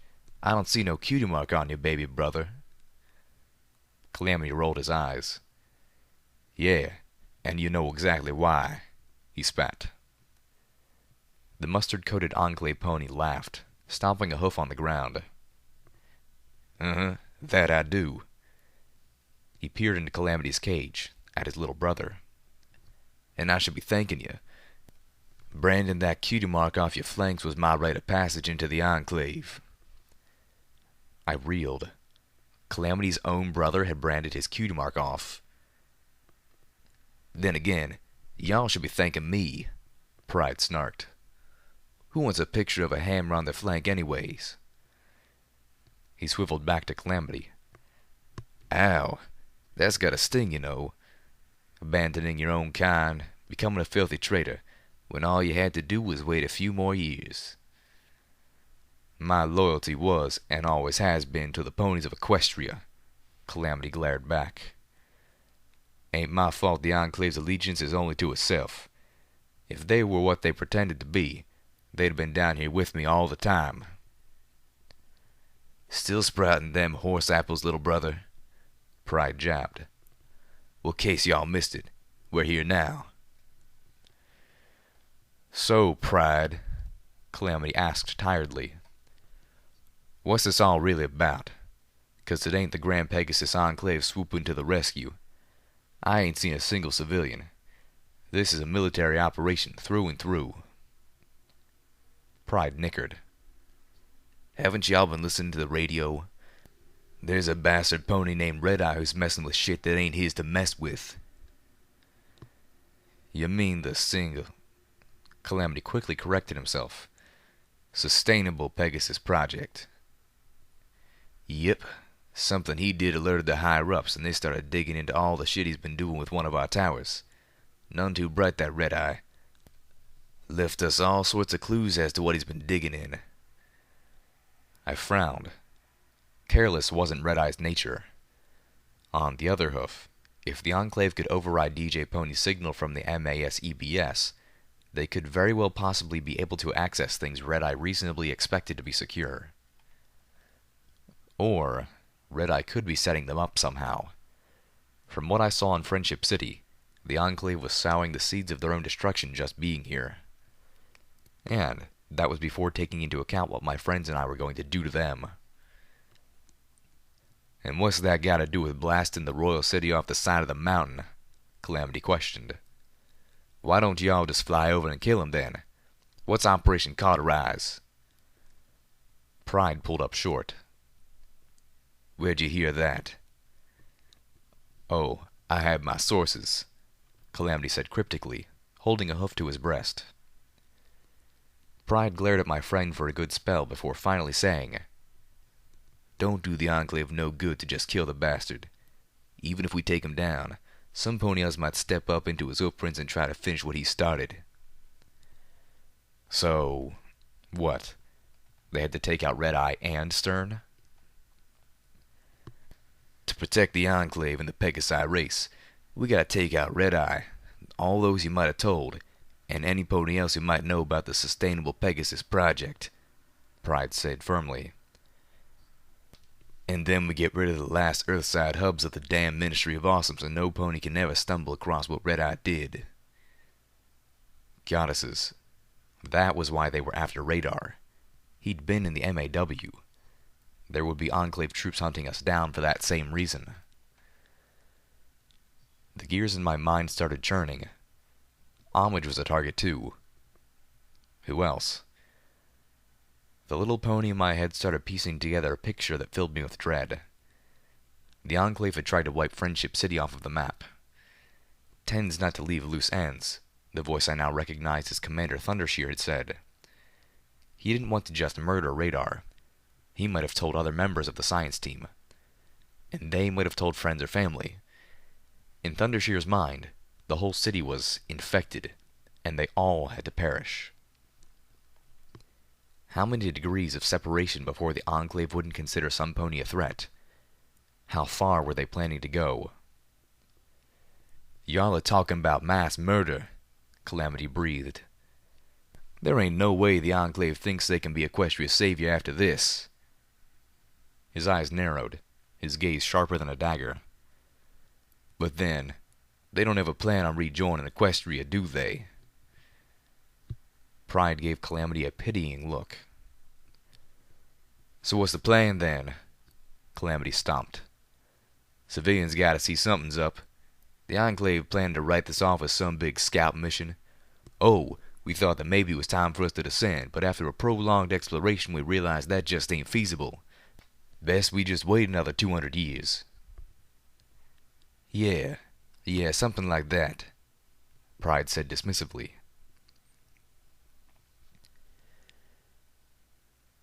We sat in our magical cages in silence as dawn began to color the horizon.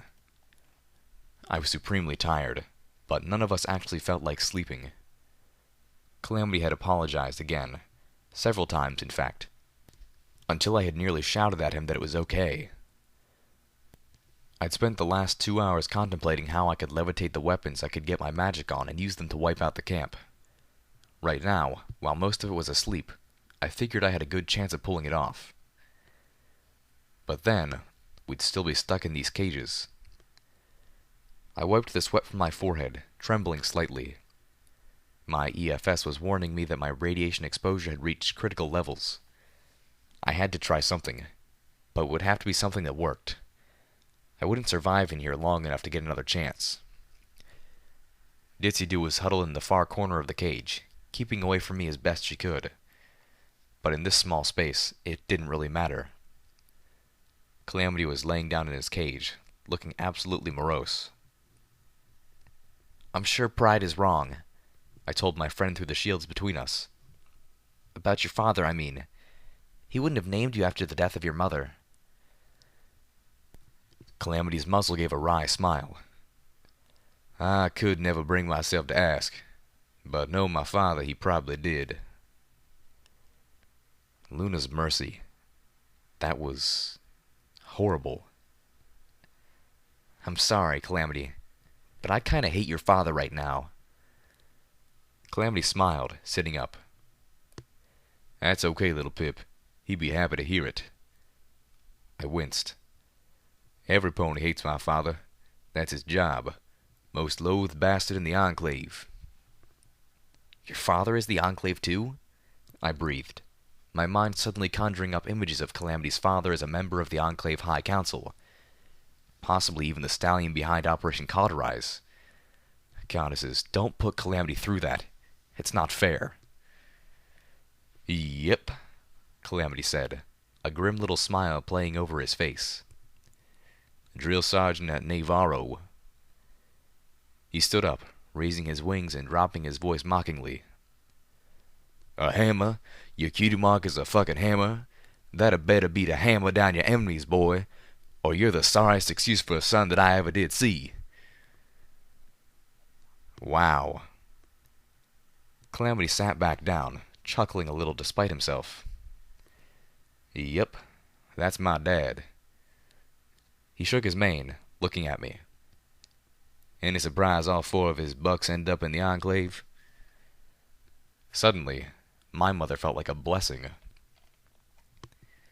So, I said, trying to strike up conversation while I searched for a solution to our predicament. Your cutie mark was a hammer, huh? Calamity looked up. Yup, and a screwdriver. Your cutie mark was tools? Well, it wasn't quite what I expected. I would have imagined my friend with crosshairs on his flank, or a bullseye, although that would hardly be the best thing to be sporting on your flank in the equestrian wasteland. Still, this was Calamity, the pony who delighted in fixing up the Sky Bandit and making it fly again, the one who put on armor and a pony rack, who'd repaired everything from firearms to dresses. I thought of him as a sharpshooter, but, thinking about it, I realized that every weapon he had used aside from Spitfire's Thunder was a weapon he had modified or built himself. He'd even jury-rigged his Enclave armor to allow him to shoot it without wearing the helmet. Ditsy trotted up, pressing her chalkboard against the shield, making it crackle. Calamity appeared, reading. Story. He looked at me, baffled. Cocking my head, I guessed what Ditsy had wanted. I think she wants to hear your cutie mark story. With a smile, I added, I think I do too. Cutie marks don't matter, Calamity told us drearily. Oh, come on, I encouraged, clopping my hooves on the floor of the cage. Come on, now it's story time. I want to know, Ditsy wants to know. Just tell us. Ditsy joined in with hoof clops of her own. Calamity rolled his eyes and shot me a look. Fine, but y'all gotta share yours too. He tipped his desperado hat, thinking. When I was a little colt, Calamity began, all I wanted to do was make my father proud of me, which was damn near impossible, even for my big brothers. I was never gonna be as big or as strong as them, so I practiced shooting. First year I tried the young sharpshooters competition. I came in third. Father was disappointed, to say the least. I winced. I tried to tell him I tried my best, but he told me that meant my best was pathetic. I said it wasn't my fault, that the old gun he'd given me was all weighted funny and hard to aim. He told me I should have fixed it better then. Calamity shook his head, digging a hoof at the cell floor. So that's what I did. I spent all year tinkering with that gun, fixing the sights, building a custom muzzle grip, adding weight to the shoulder brace so it was more balanced. Next year, I placed first. Calamity looked up at me, with tears in his eyes. That was the first time my father ever smiled at me. First time he ever told me I done good. He stared into the morning sky. The rising sun was painting the clouds with glorious oranges and pinks and golds. When I got home, I took off my competitor's barden, and there they were, a hammer and screwdriver. Best day of my life. He looked down, reached back a hoof to ruffle his mane. Till I met Velvet and y'all, of course, that is. Well, I was dead last among my peers to get my cutie mark, I told them. All the other colts and fillies in my class had gotten their cutie marks a full 2 years before, and the overmare wanted to put me to work. I explained. Normally, in Stable 2, we're assigned our jobs we would have the rest of our life based on our cutie marks. Without mine, the overmare couldn't assign me one. So she drew on some ancient bylaw created by Stable 2's first overmare, which allowed me to have temporary apprenticeship under a variety of positions, at least until I found something that sparked my cutie mark to appear. Mostly she had me try out a number of administrative or technical apprenticeships, since those were the areas most unicorns were assigned to anyways. I looked down at the pip buck grossly infused into my flesh. We were supposed to get our pip bucks after we got our cutie marks and our job assignments. Biting my lower lip, I thought back. One day, while I was apprenticing with the head pip buck technician, a worried couple slipped into the pip buck technician's stall. Their son had gone missing. He had run off during his cutie mark party. Somehow he'd got himself lost in the stable and they couldn't find him. Calamity was staring at me, a little bewildered. He remembered how small and enclosed the stables were compared to the outside world. One of the most overlooked capabilities of pip bucks is that they can track tagged objects. Mostly this is used for the automapper. My pip buck came loaded with a whole slew of preset location tags. I'm still getting surprised by occasional "you are here" messages on my eyes forward sparkle. I smiled a little, remembering how astonished I was that my pip buck knew the name of Sweet Apple Acres.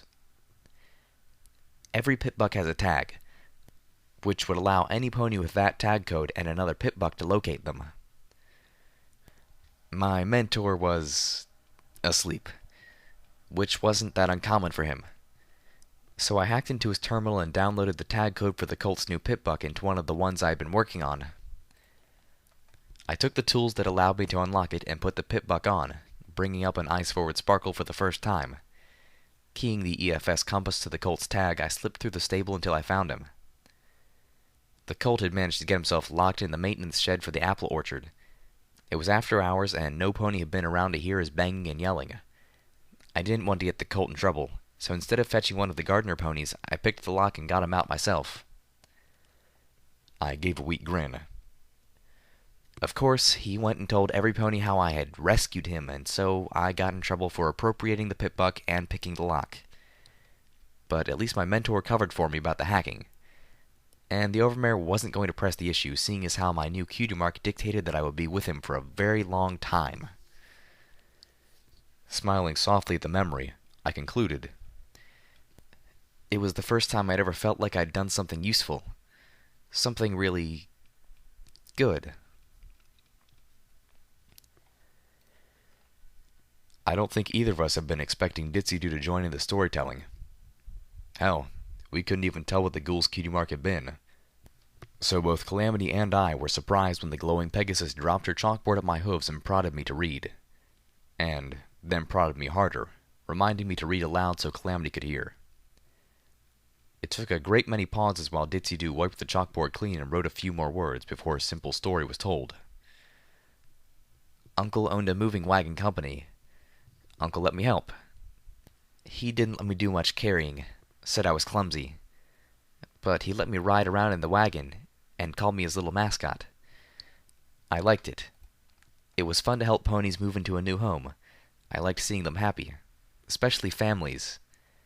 Super especially when they had fillies or colts my age. Once, there was a family who was sad about moving. They had a little filly and a littler colt, but they were scared of me because my eyes were different. So I made funny faces and got them to laugh at me. Then they were happy. Then I took them back to where Uncle kept all the packing supplies, and I showed them the most fun thing in the entire world. Bubble wrap. They loved popping all the bubbles, especially little Pokey. We had fun all day long. Uncle told me that was when I got my cutie mark, but I was having way too much fun to notice. I had almost come up with a plan when Pride snuck past our cages into the terminal. Poking it with a hoof, he brought down the walls of magical energy. Calamity jumped up, leaping off of the cage platform. "What the hey is going on?" "Just go," Pride hissed. I whispered to Calamity, pointing at the Enclave crate that little Macintosh was locked away in. "Open that," Calamity said, pointing his hoof, "and we will." Pride gnashed his teeth in exasperation and went to work on the crate. "So," Calamity said as the crate hissed open. I floated out little Macintosh and the few other items they had taken from Ditsy and me. "We, escaped?" "Yeah, something like that. I don't know, but y'all go get." Pride looked around nervously. "Listen, word just came down. Operation Cauterize has been extended to all Dashites. Next time I see you, I'll be shooting you. Understand?" Calamity nodded. "Gee, I have the sudden and unnatural urge to hug you, big brony." Ditsy moved up, holding her chalkboard in her teeth with 2 words written across it. New Appaloosa. Pride gave us an ugly look. "Redeys' favorite trade in town? The one that gave him the bomb he set off, assassinating a member of the High Council? Enclave dispatched a full regiment there at first light." Ditsy stumbled back at the news, the chalkboard dropping from her muzzle. "Monster," Pride said darkly. "I'd be surprised if there's even a crater left by now." Ditsy's eyes were wide, her pupils huge and centered dead ahead, seeing something beyond Pride, a strangled squeak coming from her throat. She didn't need to speak for me to know the one thing on her mind. Silverbell. I heard the Lavender filly's voice from 2 days before, crying out, "Mommy." Ditsy broke into flight, headed for New Appaloosa. Calamity scooped me up, giving chase, diverting only far enough for me to telekinetically scoop up Spitfire's thunder from the rubble where he'd left it. 4 Raptors were positioning themselves over New Appaloosa, squads of black-armored Pegasi flying about the sky between them.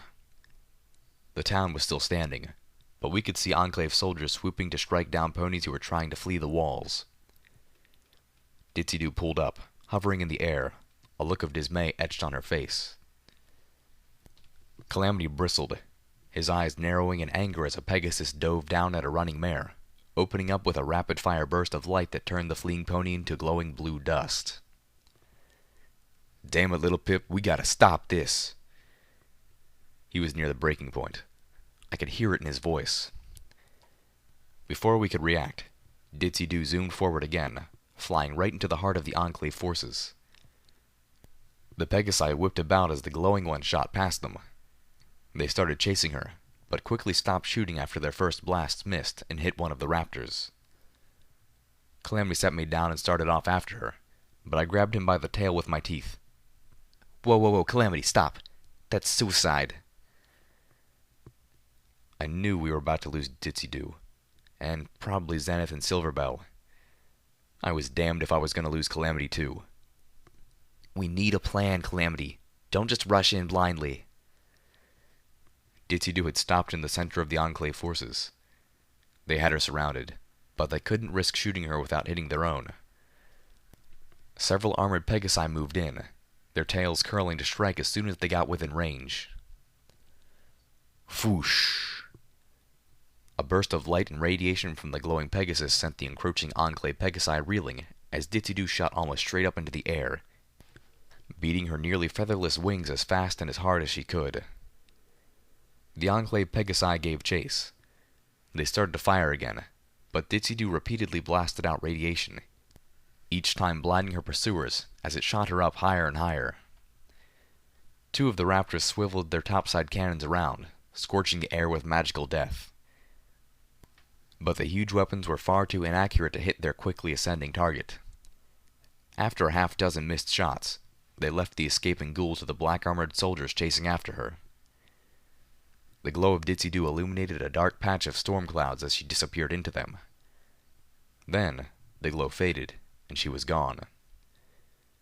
The ponies following her stopped, hovering in the air. Several began to turn back. Inside, I knew that she would at any moment break through the top of the cloud curtain and see the sunlight for the first time in probably 200 years. The little pony in my head began to shed a tear. Then, reality snapped back. Ditsy had distracted the Enclave. She'd given us a window, and we were missing it. "Okay," I said quickly to Calamity as I slipped the MG Stealth Buck 2 onto my malformed pip leg. "Here's the plan."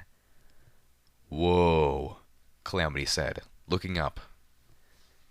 I turned, following his gaze, as a spot of golden green light dropped out of the clouds.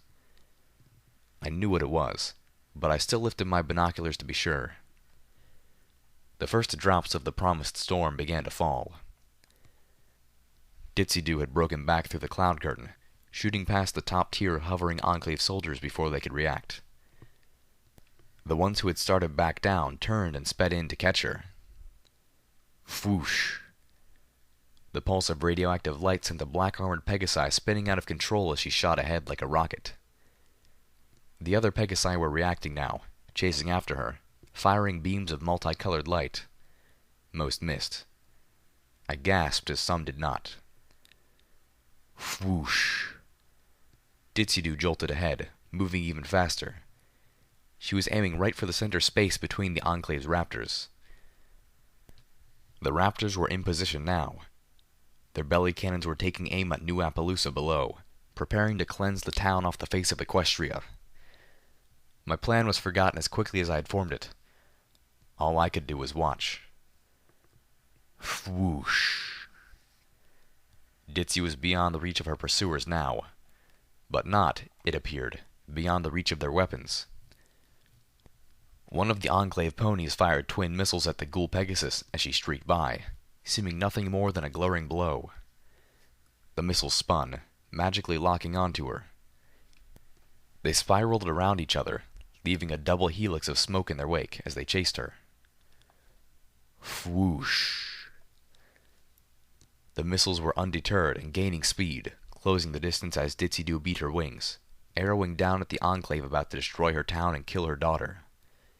She was moving so fast, the odd air of the equestrian wasteland seemed to be warping around her. Her body was glowing brighter and brighter as she focused, building up for another burst.